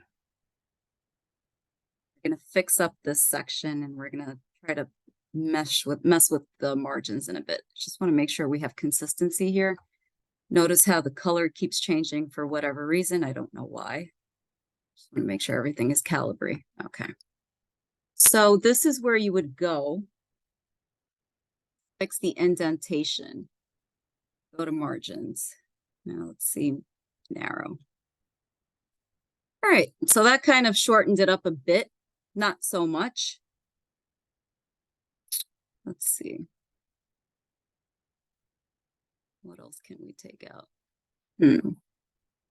That's not very good, is it? 1 second. We're going to have to play with this a bit more. Let's see. Margins and orientations. So do custom. And basically you're trying to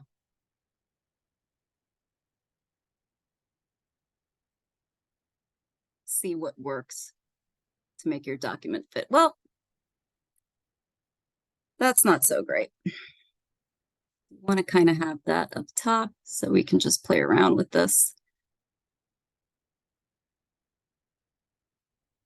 Custom.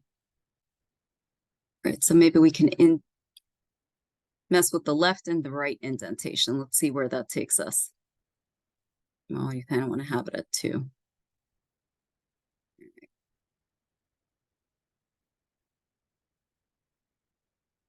Oh, we're getting closer. That's a good thing.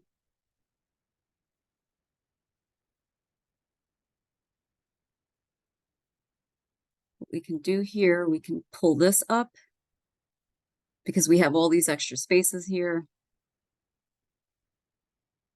I'm going to do single.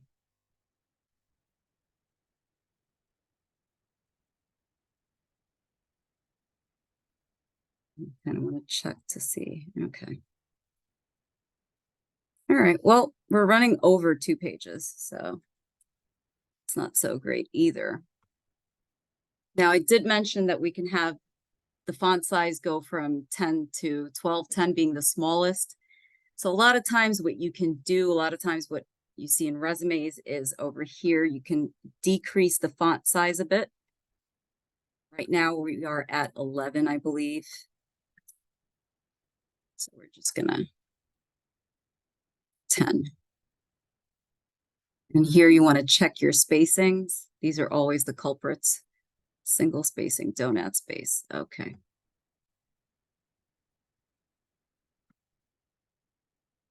I'm just going to see if I can mess with that a bit more. Let's see.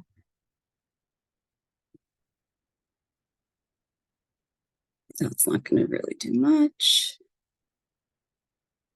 All right. So we've shortened that portion. Let's do 10 over here.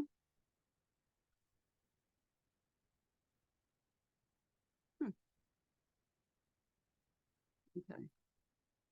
We have a lot of spacing issues going on in here.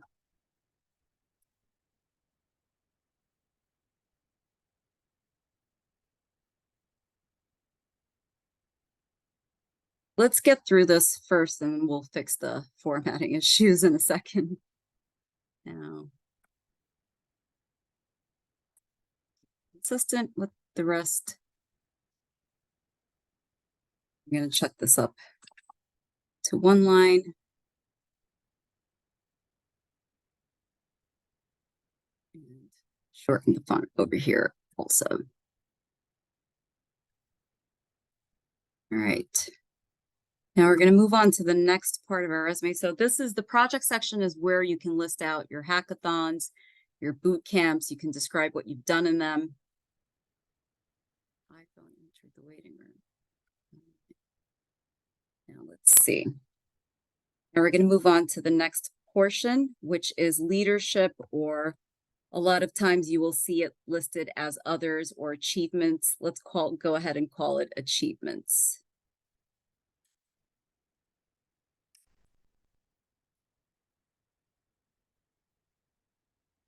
And see what this person has as an achievement. Okay, so NSBE, National Society of Black Engineers.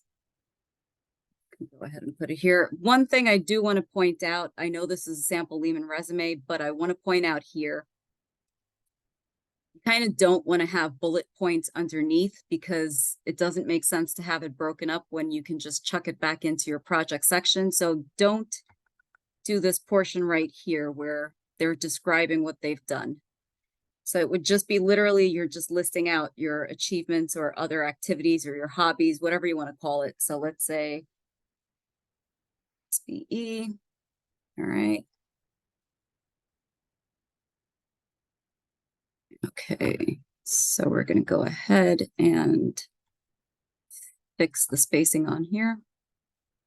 You always want to keep an eye out for spacing. Again, you can always get a fancy template and you don't have to do any of this, but I want to do the nitty gritty to make sure that you guys see all the issues that we can run into. It should be bold. We're going to keep our headers consistent. All right, this is how you can put your achievements in. And I'm just going to go ahead and grab a line right here. Sorry, not there.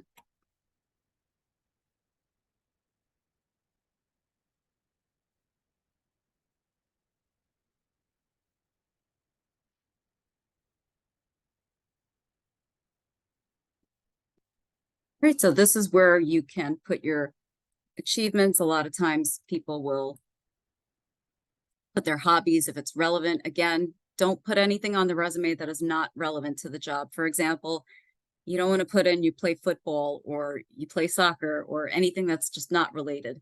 A lot of times people do it on their resumes. It's not recommended. Just pull up this. And this is how to do it. So we're going to mess around with this, with the formatting to see what we can shorten. Again, it's a matter of playing around with spacing, a matter of playing around with formatting. So we're just trying to get it to one page right now. And as you can see, we have a lot of spacing here. That looks like double I got a space. question.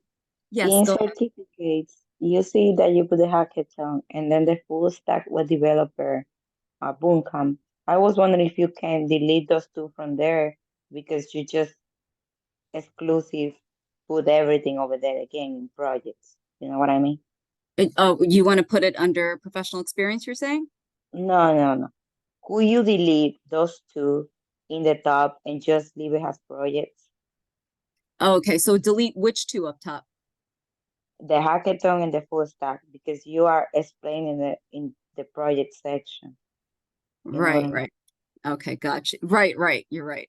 I just did that for references, just so you guys can see it. Yeah, I know at the beginning, but then we're Yeah, no, running I out of forgot space. about that. Thank you, Yulitza. Thanks. But no, definitely you can either list it up there or you can describe it here. So again, we're still down to 2 pages. So it's a matter of playing around with the font. It's a matter of playing around with a lot of it. So again, there's templates out there that already have this done for you guys, but I want you guys to see this in the nitty gritty. So We're just going to sit here and we're going to make sure we have done all of this. Now, again, you can play around with font size. I don't know if that's really going to help. It's a matter of playing around with margins at this point. So that is what we're going to do. We're going to take a break in about 2 minutes. We're going to take about a 15-minute break and come back. And when we come back, I kind of want to go through, if you guys want to share your resumes, any Q&A, we can open up the floor for that. I'd like somebody to share their resume so that we can go over it and see things in action. So in about 2 minutes, we will take a break. All right.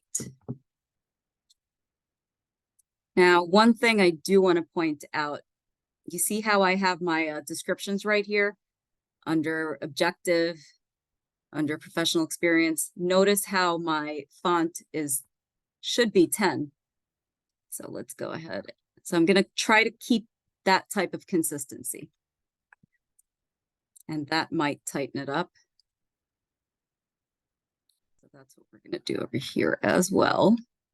So it's really a matter of playing around.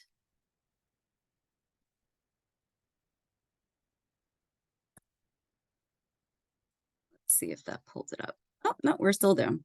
All right. So right here, we have some spacing issues. I can see that.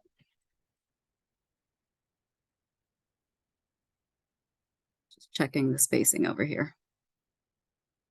Single. Right. It's basically a matter of playing around with it, matter of tightening this up. You can make most of the content one particular font size. But if you do that, you got to be consistent throughout. All right, there we go.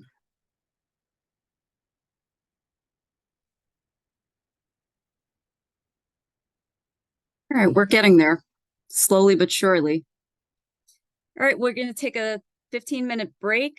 So we're going to see you guys back here at 8:10, and we're going to go through some Q&A and share some resumes and some experiences.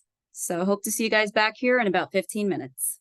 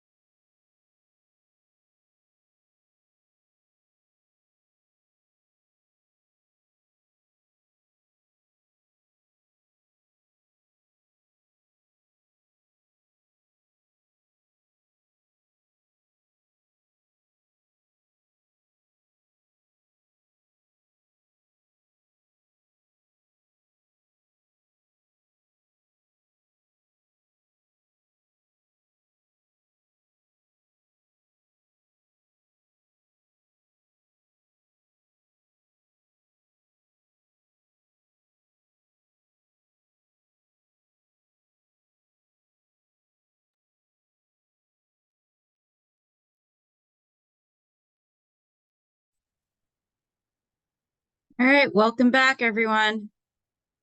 So we're gonna go through the resume that we were just doing for now, and then I'm gonna give you guys a little feedback about some resumes that I've pulled up, give you some tips on what to do on a resume, what not to do. So we're gonna go through some samples. But for now, I just want to finish up what we were doing earlier with our resume. So let me go ahead and share that. Is everyone back yet?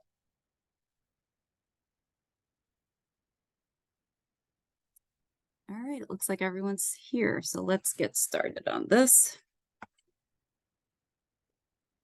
All right, share screen.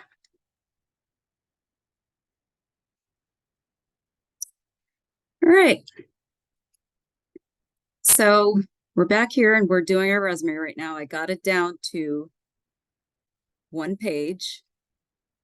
All right, let's see, 1 second. All right, great. All right.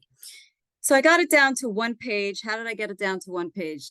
You got to mess around with the spacing, guys. Obviously, this is not the best job. Don't do this. This is not an ideal resume. You got to fix it up a little bit more.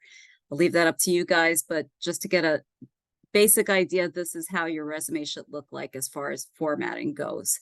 So I'm going to make this available to you guys. I'm going to save this and we will have this made available to you.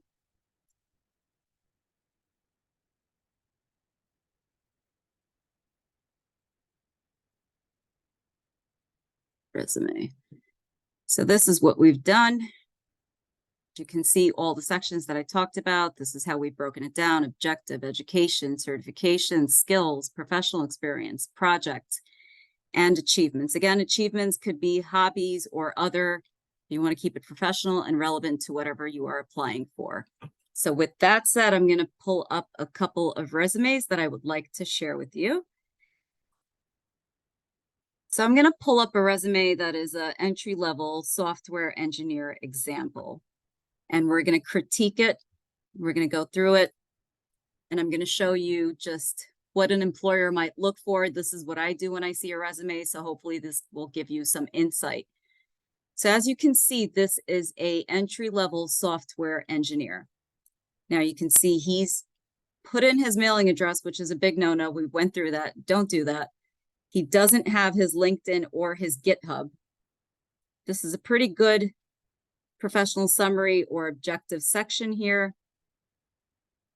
Notice how he has broken out his education. And another thing you might want to just take a brief look at, like I mentioned before, is template. He's got this looks like a 2-column template, which is fine. Typically, you should keep it 1 column, as basic as possible. But again, 2 columns is okay as well, as long as you fit everything into 1 page and it's coherent and relevant to whatever you're applying for. He has broken up his key skills over here, as we can see, certifications on the left as well.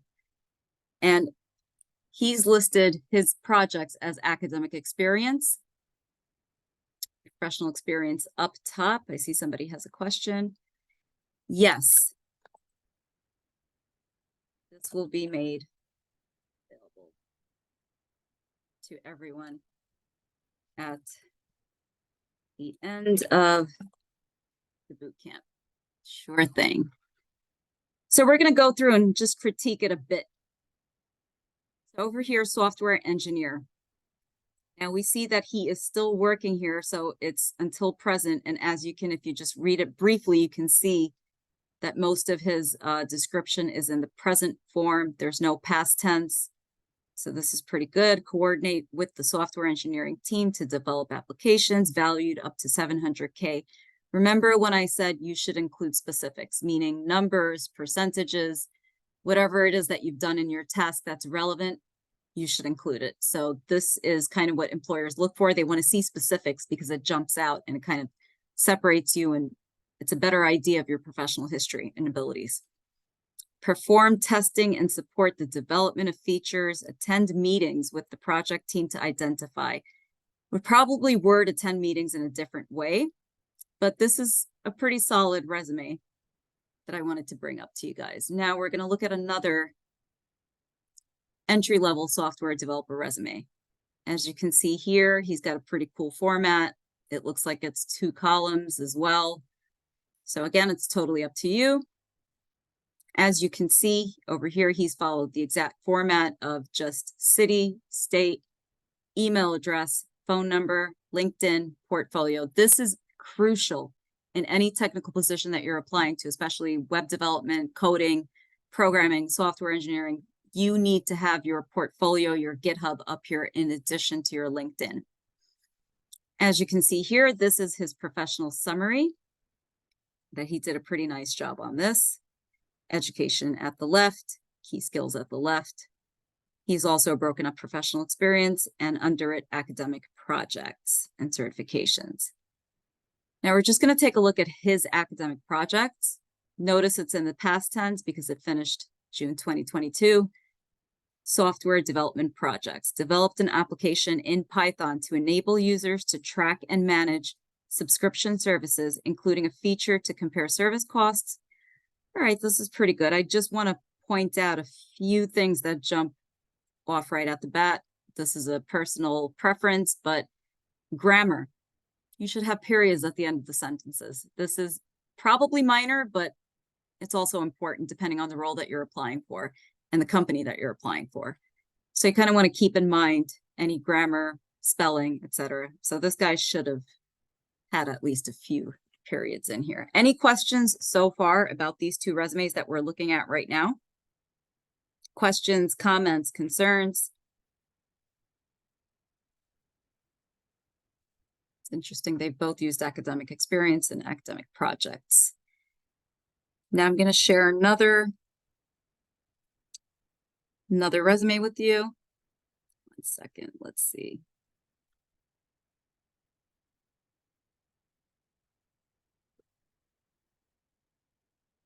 I'm going to pull up a fancy resume.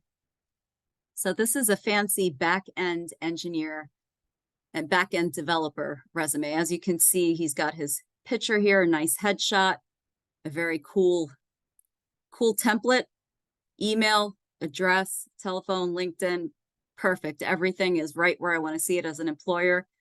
This is pretty good. Profile, great summary right here. Passionate and experienced back-end developer with excellent attention to detail and problem-solving skills. Confident in designing APIs, web apps, and databases.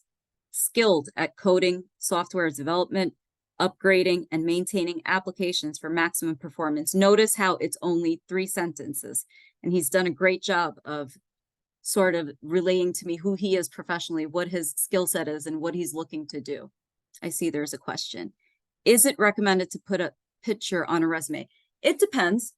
It makes your resume look very nice. It can make your resume stand out. Do you have to do it? No, you don't have to do it. Can you do it? Of course you can do it. Is it recommended? It depends. Again, it depends on what you're applying for and the company. Let's, for example, say you're applying to a web designer role. This resume would be relevant to that because it shows his designing skills. So it would be relevant. Let's say you're applying for a very conservative company that maybe you're applying for, let's say, just a coding position or help desk. They probably don't want to see your headshot on there. So don't use it on there. So it depends. It's really unique to the job that you're applying for, the companies that you're applying for. So I hope that answered your question, Yelitsa. Yeah, thank Okay, great. I see Christopher has a question. Is there a preference with the styling of a resume? Like, would that be more preferred compared to a resume template like the one you've shown? Okay, so it depends. There is a preference with styling of a resume. Just for basic senses, if you're starting out as an undergraduate with not that much professional experience, your resume should be as simple as possible, preferably 1 column. Of course, you can do more than 1 column. It depends on your personal style, your personal preference, what you're applying for, the company you're applying for. So yes, there is a preference, which is basically keep it as simple as possible. If that helped and answered your question, Christopher. Okay, sure thing.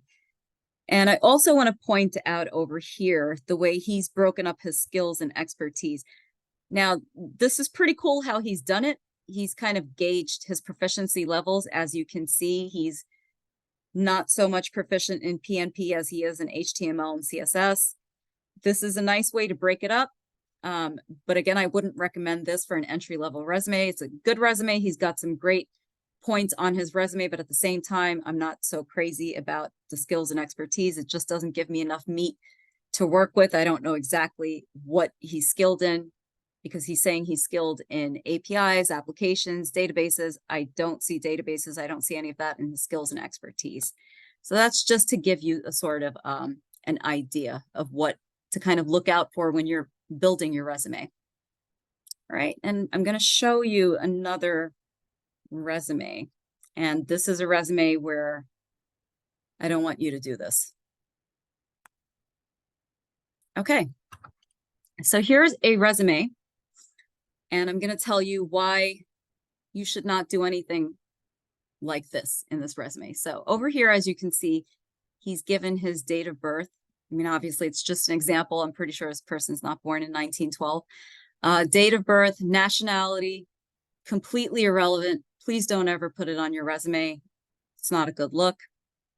Education, technical skills. Now, the format of his resume is actually pretty good. He's got 2 columns and he's fit everything in there. So this is actually a pretty good way. He's broken down his education, as you can see, and he's given you his relevant coursework and his other, I guess, educational, academic achievements that he's made, technical skills. Notice how he's also broken up kind of his proficiency level with these kinds of graphics, which is pretty helpful. So he's done a nice job here. Work experience, not so crazy about how he's broken this up. There's no bulleted points.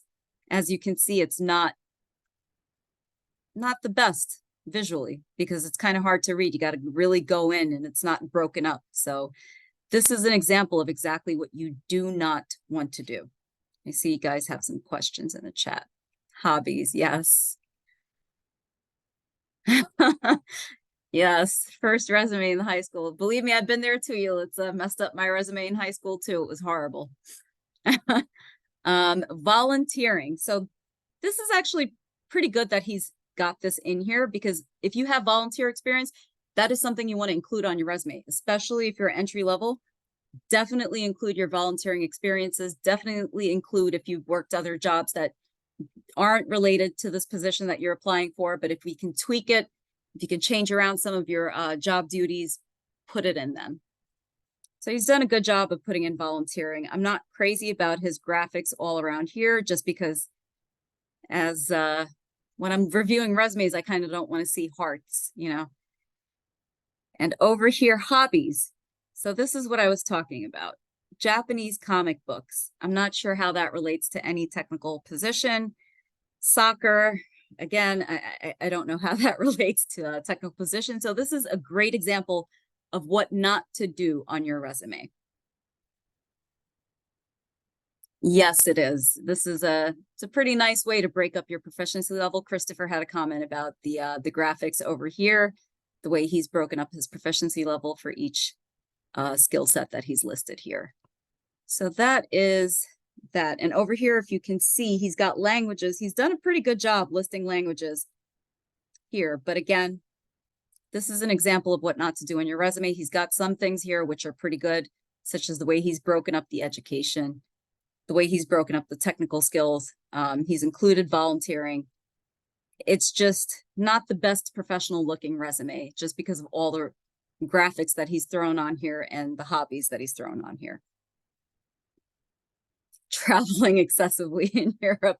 Well, it depends, right? I mean, maybe if he's applying for a European company and he's working remote, he might want to say, hey, look, I've traveled extensively in Europe. So I know you guys, I can work with you guys. I can translate to the audience or something like that. It's a stretch, but you know, it depends. So this, we do not want to do this on a resume. Now I want to go back. Okay. I want to go back to this resume here. 1 second. Where's my resume?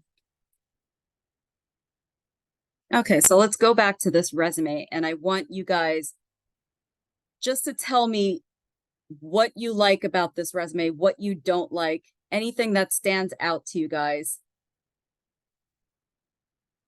Throw it into the chat. Raise your hand.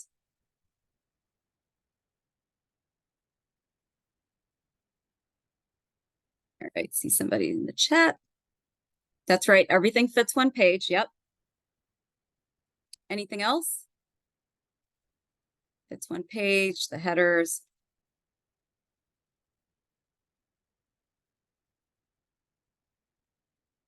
You don't like the blue background in the summaries section. Yeah, I agree with you, Christopher, because it kind of makes it a little bit harder to read.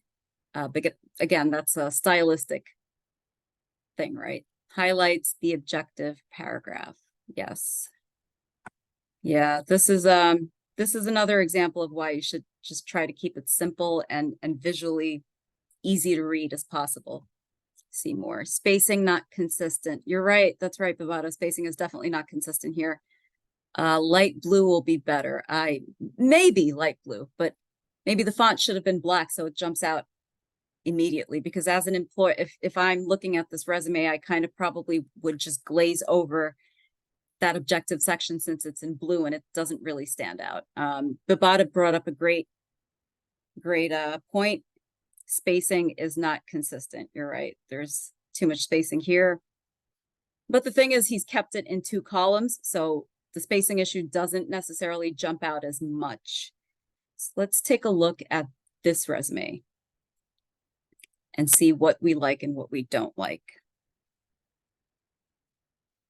Now, we don't like that he's included his mailing address. We don't do that. Why don't we do that? Spam. You don't want to get spam sent to your address. You don't want spam sent to your phone as well. You get a lot of these weird text messages. One thing I do want to mention, when you're applying on places like Indeed or just on these job search engines online and you put in your phone number, a lot of times recruiters may or may not text you, but if you get a text from a recruiter or a job, just make sure that you have an email follow-up from them. If there's no email from it, it's most likely a scam and you shouldn't reply and you should just delete it.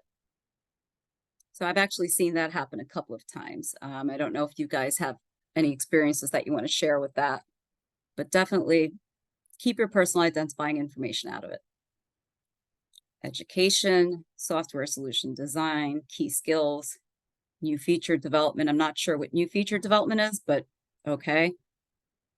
So this is a pretty good example of a entry-level software engineering resume. You see that most of the font, most of the spacing here, everything is consistent. It's easy to read. It's visually appealing because it's simple. You want to keep it simple. So that's a pretty good example of a resume. Any questions or comments about the resumes that we've seen so far?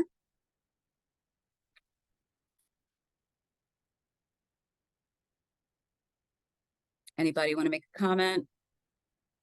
Nope. So let's jump back to the fancy resume that we were looking at before. And I just want to get your take on what's good about this resume, what's bad about this resume. What do you think? I know we went through it before, but just what do you guys think about this resume? I just want to point out a few simple things that pop up right away. Notice the font color is very light. I'm not going to want to read it, to be honest with you, because you kind of have to zoom in. See somebody through the skill points. Yes, you're right. He's got way too many skill points there. And that's probably because that is the only professional experience he has there, but you're right. He's got way too many. And as Kerry has mentioned, it's too many points here. So a lot of these points, they can be condensed. He's got too many bullet points. For example, designed and developed 8 web applications across companies' databases. Overseed back-end development using PHP. Obviously, that's a grammar mistake. Oversaw back-end development using PHP. He can even chuck he can just condense a lot of this, build and coded 14 databases. He could probably take that bullet point and move it to the top one where he's designed and developed 8 web applications across company databases and built and coded 14 databases. So easily that could be just one bullet point instead of 2. So any other comments, questions, especially on the professional experience about how he could have condensed it?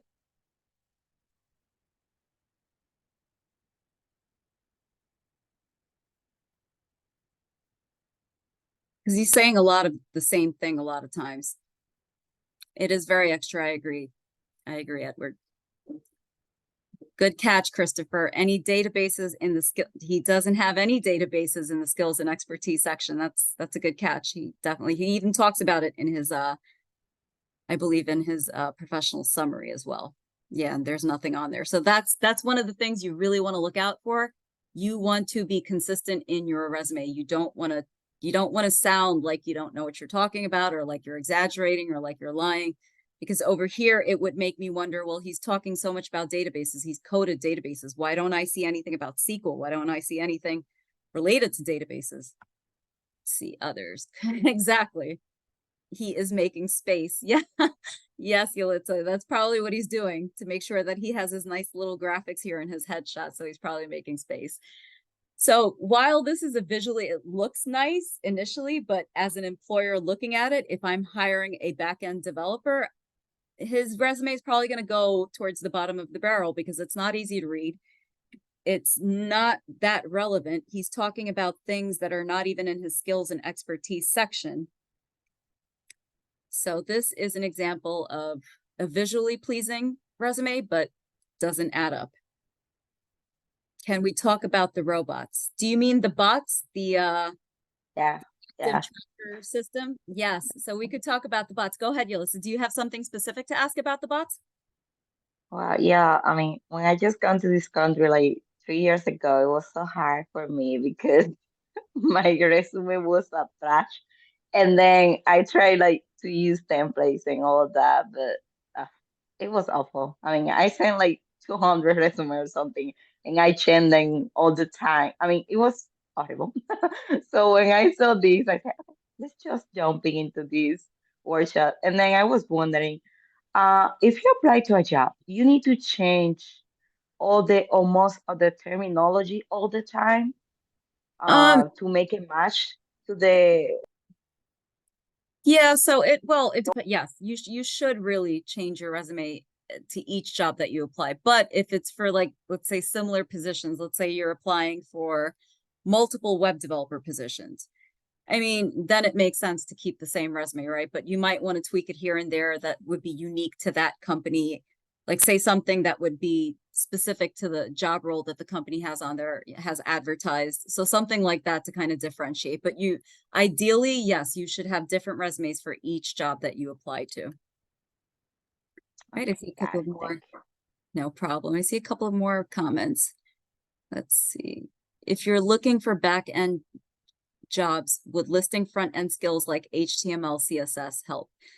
It would help. I believe it would help because you have an understanding of front-end skills. And look, if you're working back-end, there's going to be times where you might need to tweak something like an HTML page or CSS just on the fly itself. So it would be, because it might be relevant. It may or may not be relevant. Again, it depends on the job description, if that helps, Chris. Best to apply for a front-end job unless if you aim to go full stack. That's also true. Yep. That's right. All right, so we're going to get out of this one. And what we're going to do in a couple of minutes is we're going to have you guys have some volunteers share your resume so we can talk about it and go through it so we can see some resumes in real time and some realistic situations. So any volunteers?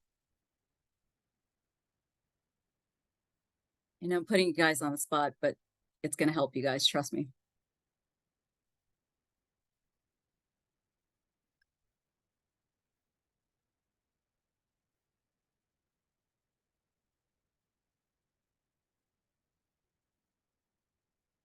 Or if you don't want to share your resume, if you have any concerns about your resume that you want to update right now, any questions, any specific concerns, comments, drop it into the chat, or feel free to raise your hand and unmute yourself.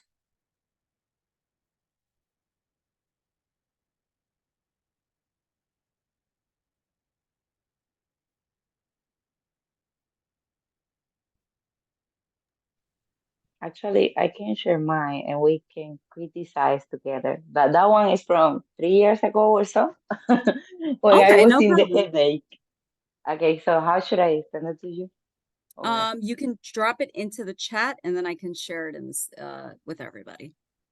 Or actually, you can drop it in the chat to me and I can share it with everyone if you don't want everyone to have access to it. okay, let me just check.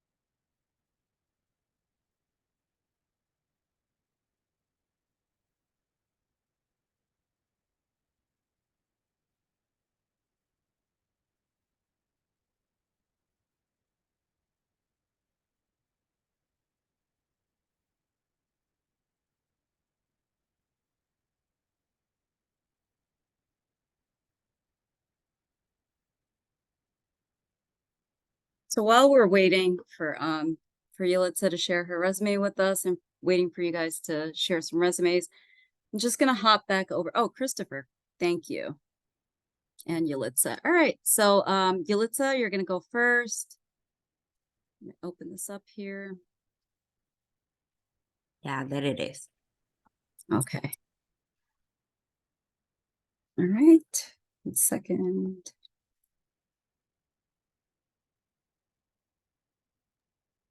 Okay. From this point check, I saw all my mistakes over there. I see. No worries. We're gonna go through this.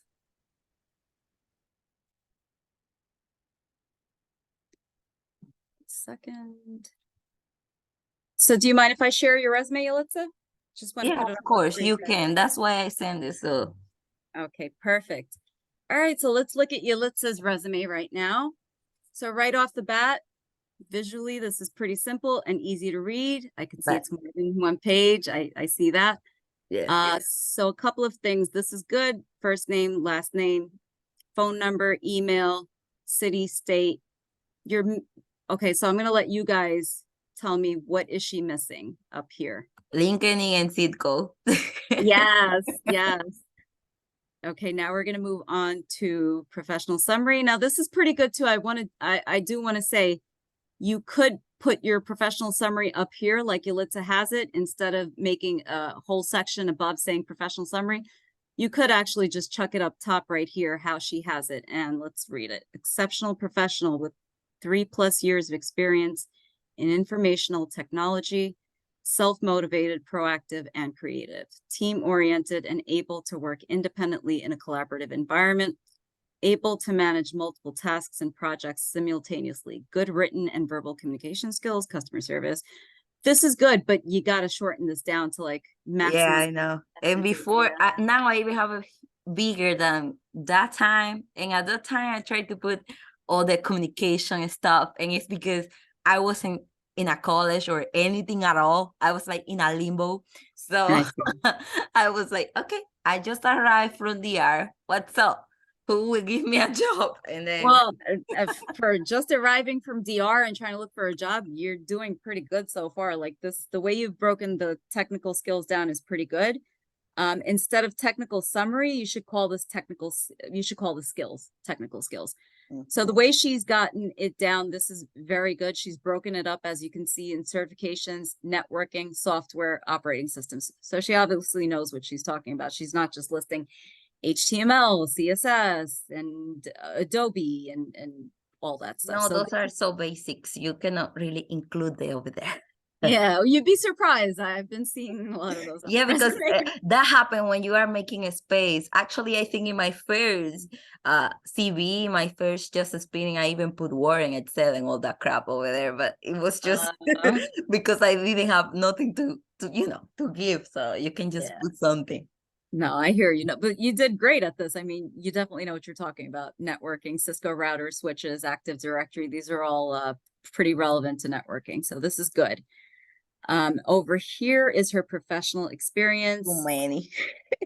What was that? Too many? Yeah, I mean, too many body heads. I was Bullets, trying yeah. to put everything that I do in there, but I Yeah. didn't know. Yeah, but do you see now how you can condense a lot of this into like just 3 Yeah, to one. 5? Mhm. Yeah. So the good thing is she's used past tense because she's been at this position until 2019. Let me see if you're doing reverse chronological. You are. And she is using reverse chronological order, so that's a good thing.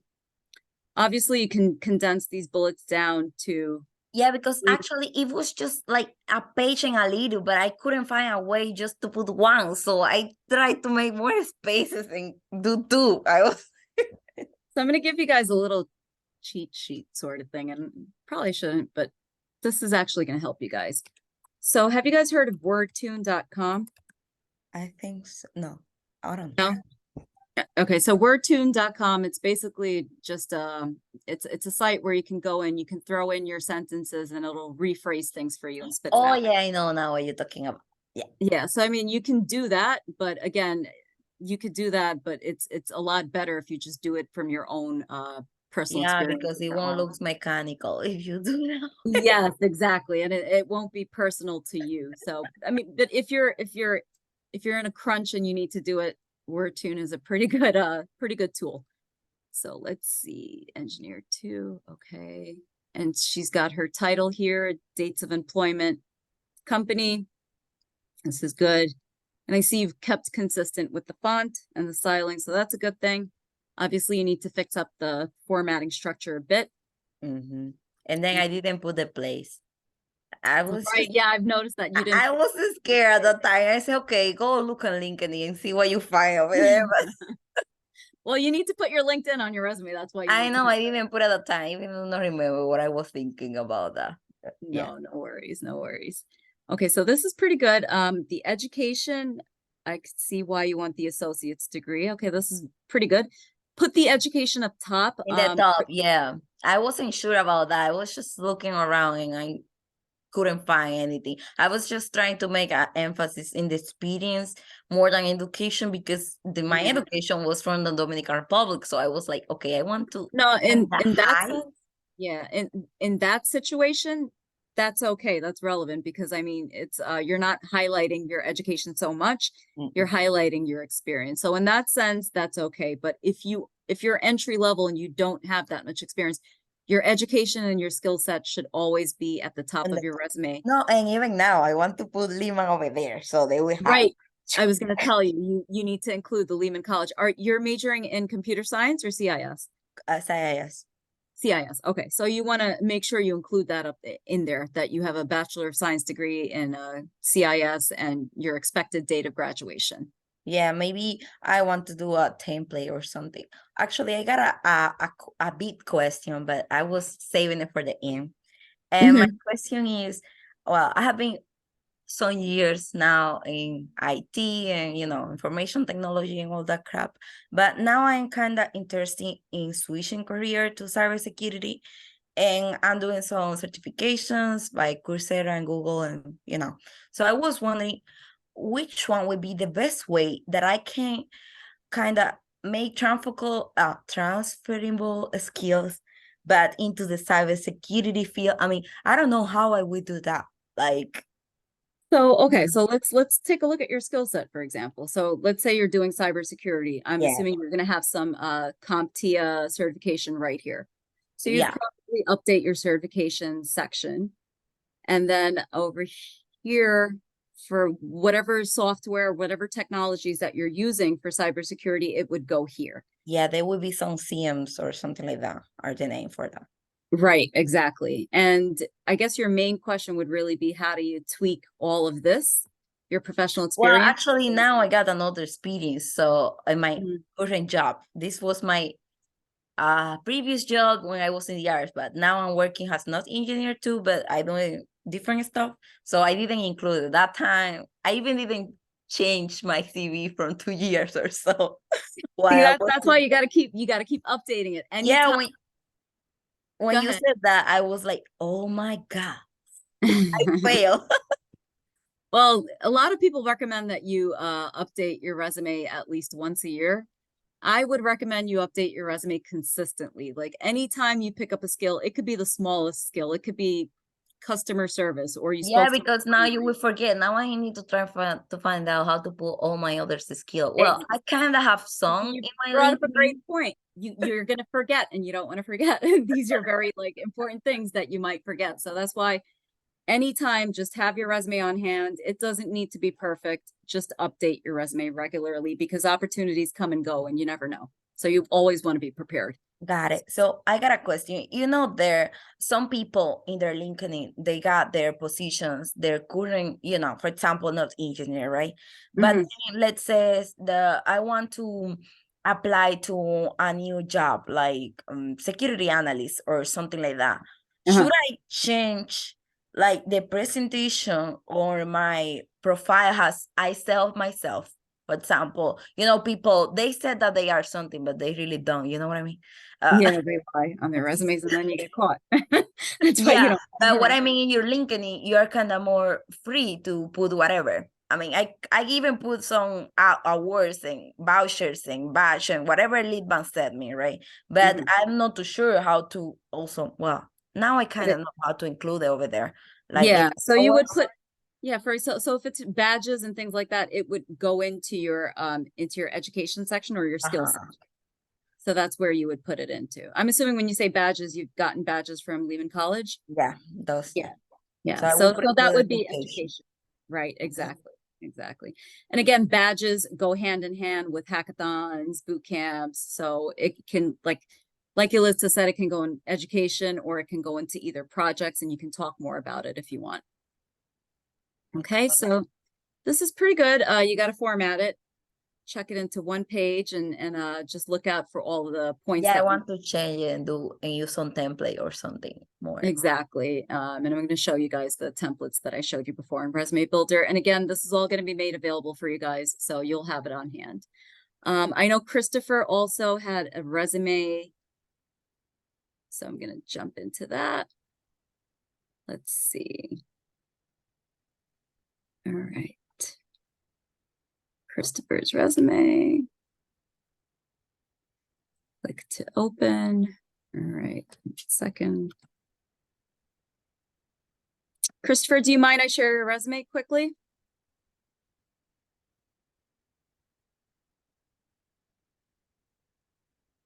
Okay, sounds good. All right, let's share this.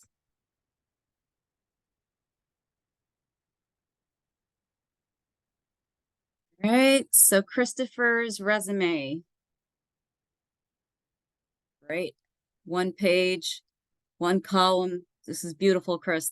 You're making me smile. So this is good.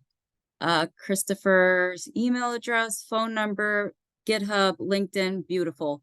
Objective, I am a senior student at Lehman College who's looking for an internship where I can utilize what I've learned with game development using C and building web applications using Java. This is great. That's perfect, Chris. This is a great objective.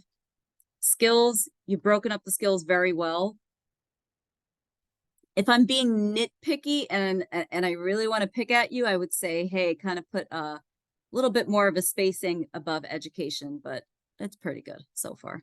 Technologies, Java, interests. I like the way you've broken that up. Somebody said something in the chat. You too, Yulitza. Okay, so let's see. Education, computer science, expected graduation, relevant coursework. Beautiful. All right. Data structures and algorithms, work experience. This is perfect. This is great. So the reason I'm saying this is perfect and great is because Chris's experience is as a cashier. Now, let's say you're applying for a technical position, right? you're going to say, oh, I don't want to include it. You should include it because it's relevant. As a cashier, I would do tasks such as checking out customers, credit card signups, member signups. I was trusted enough to gain additional tasks doing customer service processing and exchange funds. I would come up with, all right, so a few quick things, Christopher. This ended in November of 2021. So you want to use past tense and you want to have periods at the end. Again, that's a personal preference, having periods at the end or not, but you just want to cover all your bases. So grammatically, just make sure you have that and to speak in past tense. He just took a class. He might have. Chris, did you take a resume creating class before this? I know I've seen Chris before, so no, he didn't. He's doing pretty well. This is great, Chris. So I just want to point out, as a cashier, you're talking about customers, you're talking about signups, membership. This is customer service. So you could say skilled in customer services, maintained customer base, maintained sign up systems. You can kind of tweak this. You can really play with it. And right here, you're saying I was trusted enough to gain tasks, etc. I would refrain from using the pronouns I or my. You just want to talk about your the professional summary of it, what you actually did. You don't want to use personal like pronouns like I did this or I did that. And so instead of saying I was trusted enough to gain additional tasks, blah, blah, blah, you could say gained enough experience to process exchanges and refunds, come up with customer solutions. So instead of having this broken up into two sentences right here, you can just mesh this into one sentence, if that makes sense, Chris. No problem. An Amazon picker, okay? Shop for groceries, prepare them for shipping within a certain time frame. Maybe you used a certain system to do that, a digital system. You might want to talk about that so you can kind of tweak it and make it sound like it's technical. You're not lying. You're not exaggerating. You're just describing. Yeah, they give us a, what was it, a phone, and they give it, and the phone tells us where the location of these things are, and I we see. scan them in. Okay, so well, that's a system. That's still a system. So you could still tweak it. You can still say worked with Amazon systems for proficient on-time deliveries within timeframes. Tweak it. Oh, assist legal assistant and attorneys. Okay, that's up my alley. Spiegel and Barbado. So was this a law firm, Chris? I'm assuming it's a law firm, right? Yes, okay. Now you can really do a lot because I'm sure you've done a lot of stuff in the law firm. You can spin this into a lot of technical things. So assisted assistants, attorneys by doing copies, printing, scans, sometimes help with computer issues. This is beautiful. And okay, so one thing I want to point out that I did not catch this right away. You're currently working there right now, Chris, right? So you want to have this in reverse chronological order, meaning your most recent experience up top and the latest at the bottom, if that makes sense. And I really want you to expand on this. You can say provided technical support, troubleshooting. You can throw some help desk terms in there. Assisted attorneys by doing copies, printing, and scans. You can say you did documentation, document management. Let's see, somebody just said something. Yep. All right, so Chris, you've got a lot of stuff to work with here. So this is a great resume, and I really want to see how you kind of build this out because you've got a lot of good things that you could put down for technical experience here. See some people in the chat. I did a lot more, not sure on how to add more to it. All right, Chris, why don't you go ahead and just update your resume, change it around a bit, and then you can send it to me and we can go over it.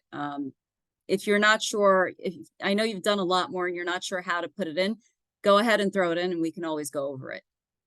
I see Yalitza, do your resume needs to have the same exact amount of information as your LinkedIn, or can your LinkedIn have more? Your LinkedIn can definitely have more. Think of your LinkedIn as your social networking kind of thing for professionalism, which is basically really what it is. So you can definitely have more on your LinkedIn. That's where you want to kind of expand, actually. Without going to 2 pages. Yes, Chris, no worries. We'll figure out how to condense it. It's all good. So let's go through this a bit more. We still have a little bit to go through Chris's resume. Projects. Okay, this is great. 2023, 2020. All right, so let's start. Shopping site Java side project. Where oh, was this the company, Chris? Shopping site?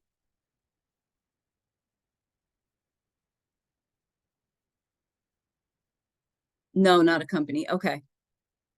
So I'm curious exactly what you're trying to say over here, shopping site Java.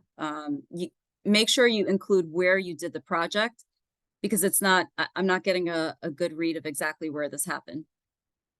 Oh, I see. Okay. Develops backend. Okay. Implemented, utilized project link. Oh, this is great. This is a pretty good example that Chris has here. If you guys want to actually create links to your projects, you can actually do that. And that's one of the benefits of a digital resume as opposed to paper. So this is something that you kind of might want to incorporate into your resumes. I know you guys have a GitHub account up top, but if you want to specifically break it up and highlight an achievement or a project that you've done that you think is impressive, this is actually the way to do it. So thank you, Chris, for putting this in, because I completely missed this earlier. And let's see, airline management, Java. Again, you got to put in where you did these projects, Chris, but this is great stuff that you have here. So this is perfect. Just fix it up a bit and expand on the current position that you're at right now. Fix the chronological order, reverse chronological, most recent up top, old at the bottom. And up here, let's see what else we have. So this is pretty good. All right, this is a great resume, Chris. Thank you for sharing it with us. And thank you, Yulitsa, too.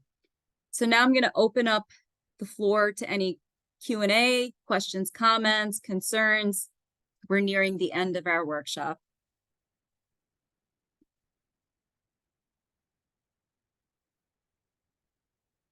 No problem, Chris.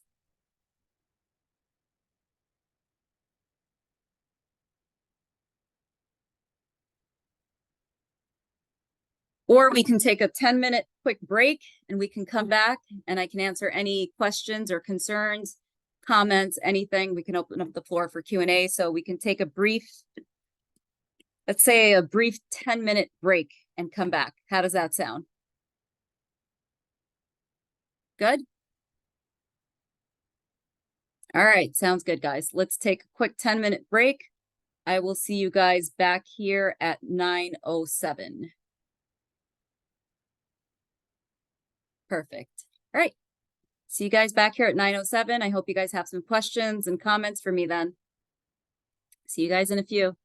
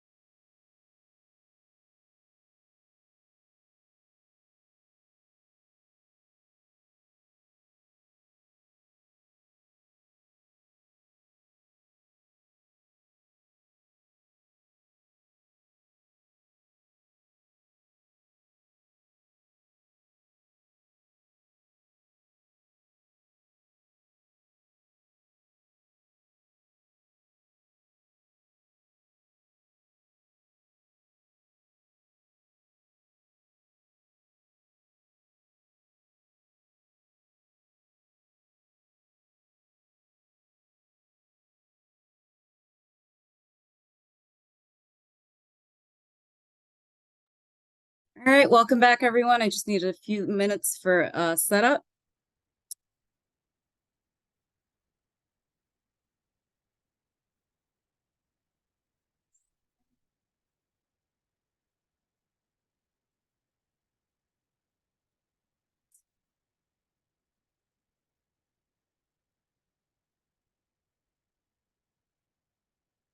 Okay, so before we start our Q&A, I just wanted to bring up a important tidbit of information I want to share with you guys. So I wasn't sure were you guys aware of the Wall Street Journal Tech Program info session? And if so, did any of you get a chance to attend the session? Show of hands or drop it into the chat.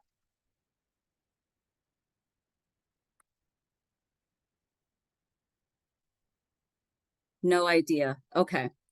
So just to give you guys a brief overview of this. Now, the whole point of this 2-day workshop with the LinkedIn and this resume building workshop, this was kind of to prep you guys for an opportunity with the Wall Street Journal. They're having what's called a Journal Tech program. If you can see it here, I'm going to share this with you guys later. This already happened. 1 second. This keeps popping up. All right, so this information session just happened last Friday. And basically they're looking, it's a 10-month fellowship. They're looking for a cohort of students for a 10-week project. And after the project, it turns into an internship if you're selected in their cohort. So again, the Wall Street Journal is a great place, great brand name to start. You might be thinking finance and stocks, but believe it or not, places like this are exactly where the software engineering jobs are. So this is kind of what we were prepping you guys for, this opportunity with the Wall Street Journal. And I will drop the link in here to apply. We're going to be having a social mixer sometime in July at the Wall Street Journal. So it would be great to have students come out. You can actually go to the Wall Street Journal. You can see what it's about. You can put a face to your name, make yourself stand out, hand in your resume. It's a personal experience. It's supposed to be pretty good. So I hope to see all of you there. So this is kind of what we are preparing you guys for, this boot camp and the LinkedIn and the resume building. This is what we're trying to gear you towards. So again, there's a social mixer that's happening in July. I'm going to drop into the chat the link. Is it still available to join? Yes, it is, Sylvester. So what happened last Friday was it was an information session where Wall Street Journal came on and they talked about this fellowship that they're trying to work with us on. They're going to be selecting a cohort of students for a 10-week paid project. So this is what you guys are here for. I'm going to give you guys the flyer as well. And I'm going to drop into the chat the link to apply. And also I will be holding sessions to help you guys with the application process as well. Let me just grab the link for you guys.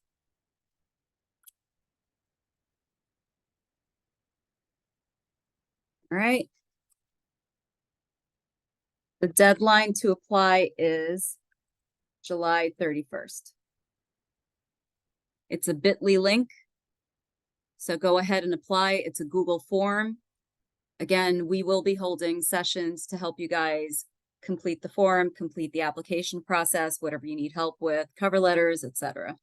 So this is kind of what we had in mind. This is the current opportunity that we have available. So I just wanted to bring that to your attention before we started our Q&A session. So does anybody have any questions or comments about the Wall Street Journal opportunity that I just mentioned?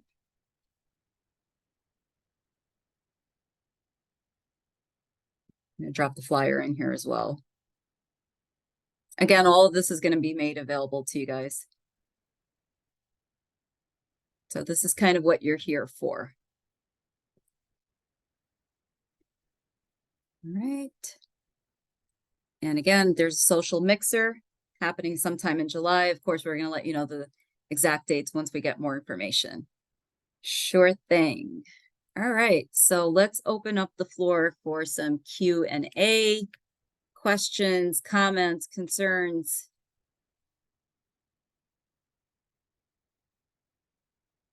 Okay. I just wanted to bring up just one thing that I've been meaning to talk about.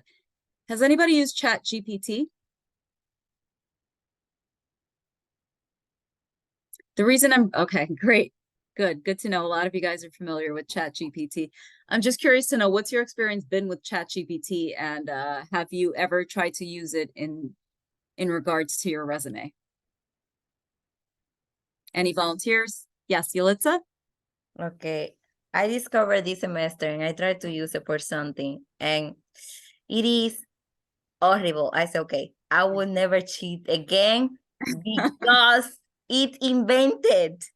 I mean, it just invented. I was like, what? No. Yeah, I'm the done. problem is it's a lot of unfiltered data, so you're gonna get all kinds of data. No, it invented the references. Even the Oh. reference. It was so much for me. So I said, okay, no. I quit. And then I tried to use it for write an email. I was like lazy and I said, okay, let's write this, please. Like a little bit polite. But it was too polite. It seems like fake. I said, okay, let's just drop it. I mean, the other people in the email, the one who want to give the information, we noticed that you're using ChatGPT because it's just too much. So I don't want to go that path. Good. Good. I'm glad. Well, I'm glad you guys are using it. Amber.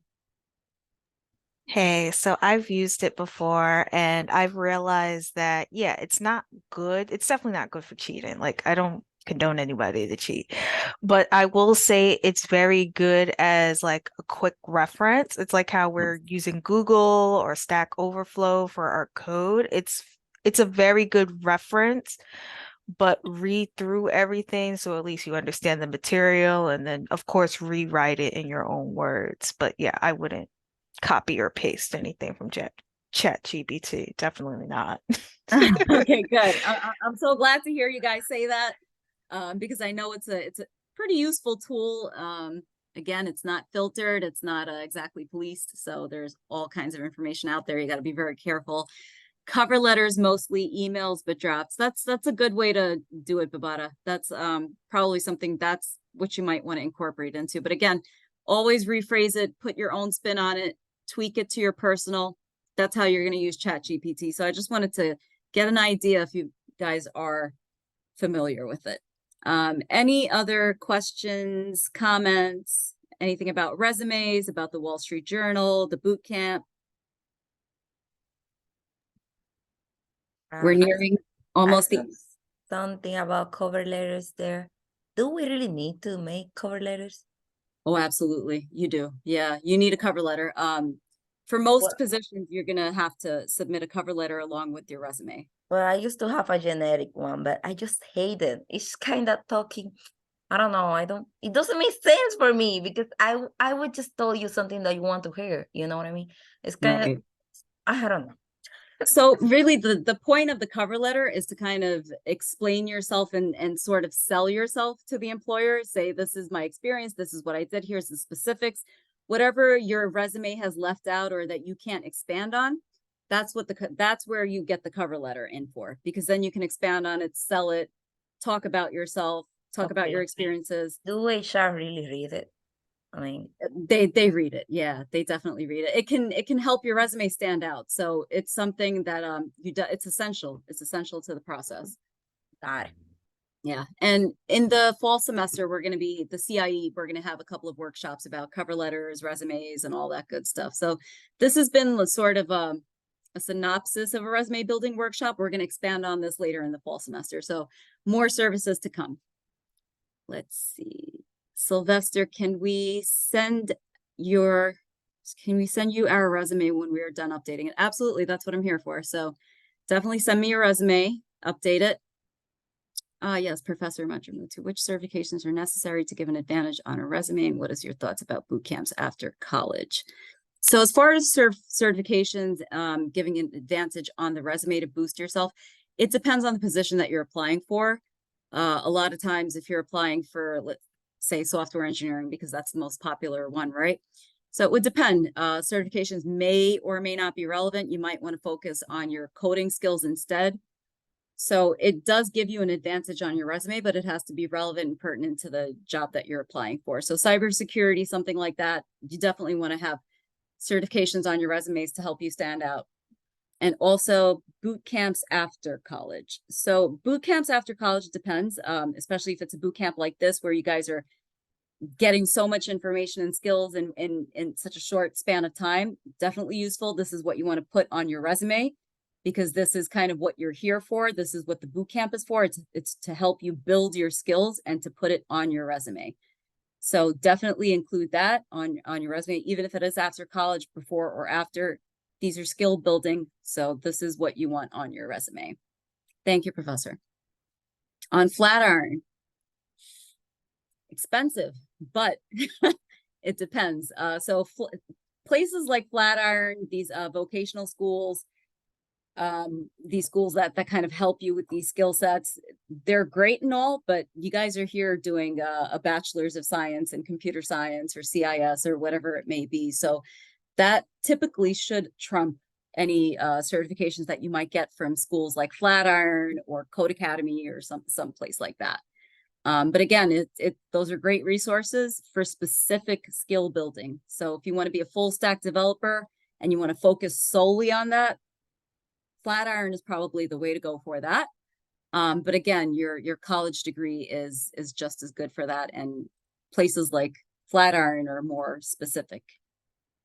I see raised hands. Yalitza, I think you raised your hand first, and then Ajani. Yalitza, go Yeah. ahead. I know that I just talked too much, but Oh, it's okay. Talk all you want. It's fine. it's because you was talking about boot camps and stuff. So now that I have been in this field for a while, I recommend a lot to do some certifications, even though if you all a developer, I think, or software something, but that I'm not actually. But Leadman sent an email from Coursera or a little internship, or it was not an internship. It's kind of, they will pay you for do a certification in Coursera, and they got some from Google. So actually I selected one that was cybersecurity, and I'm doing it. It was cool. So I think there is another one for you software guy, or that there are different. So I advise you, if you can find the email, just to, if you want to do something after or while you're in college, you can do it.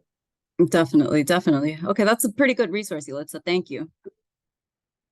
Things like Coursera are also things that you can put on your resume. Those are specific skill building, so that's pretty good to have on your resume as well. I think, Ajani, you had your hand up? Yeah, I had a quick question. So Yep. you said you would help us with doing the Wall Street Journal. I'm setting up I guess, with the application process and everything.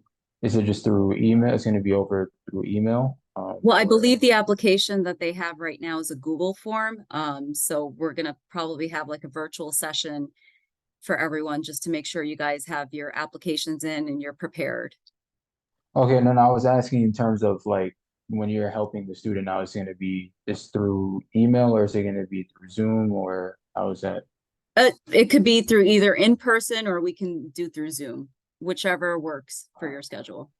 Okay. Oh, you Typically right guys, now everyone's virtual for the summer, so it could be virtual if you want, or we could do it in person. oh, you guys will be on campus Some days you got to give us some a head. days. Yes. Okay. All right. No problem. Just Okay. curious. No problem. No. Okay. Who said no? Of course I'm going to look at your resumes. Okay, Professor Majimutu. Thank you so much, Professor. Definitely. All right. So any other questions, comments? We're at the end here. Again, all the material will be made available to you, the slides. Can you type your email here? Absolutely. I'm surprised I didn't do that in the beginning. So again, the service is CIE. We are here to help you land jobs and internships. So, and this boot camp, this kind of really helps you for the Wall Street Journal. So that was kind of our motive behind this, to kind of push you guys into the boot camp and prep you for Wall Street Journal. So please do look out for emails from me regarding the Wall Street Journal. We're going to be having, again, a session for filling out your resumes and making sure your applications are on point and ready for the Wall Street Journal Social Mixer. That's happening in July, and it's an in-person social mixer event. So definitely look out for any emails from me. All right. And I think we are good to go and we can end the session. Yes, Ajani, go ahead. Is this this is I'm not understanding that this session here is recorded. It's gonna be on the OneNote or the not the YouTube playlist of all the recordings, or where It's, this recording? yeah, it's probably going to be on the YouTube recordings. I believe Professor Majamutu said all of these should be available on YouTube, so it's going to be most likely on YouTube. Okay, good. Because I was asking just to know where I can go to refer back to the session in case I miss anything. Yeah, no problem. It'll all be made available. All right. How do I pronounce my name? Swathi. Hope that helps. Swati? Oh, I guess it right. Okay. Yes, good. you did. Thank you. All right, guys, everybody, good luck, and I hope to see you guys at the Social Mixer. Thank you, Carrie. I'm not a professor, but thanks. Professor Majamutu is, though, and he's a great one. All right, thanks, guys. Have a great night, everyone. And if we're good to Bye-bye. go, all right, take care. And of course, send me your updated resumes and let me know if you need any help with the Google form and applying for Wall Street Journal. And with that, good luck on your final projects and take care, and hope to see you guys in July in Wall Street. All right, have a good night, guys. Take care. Take care, Swati. Take care. Bye-bye.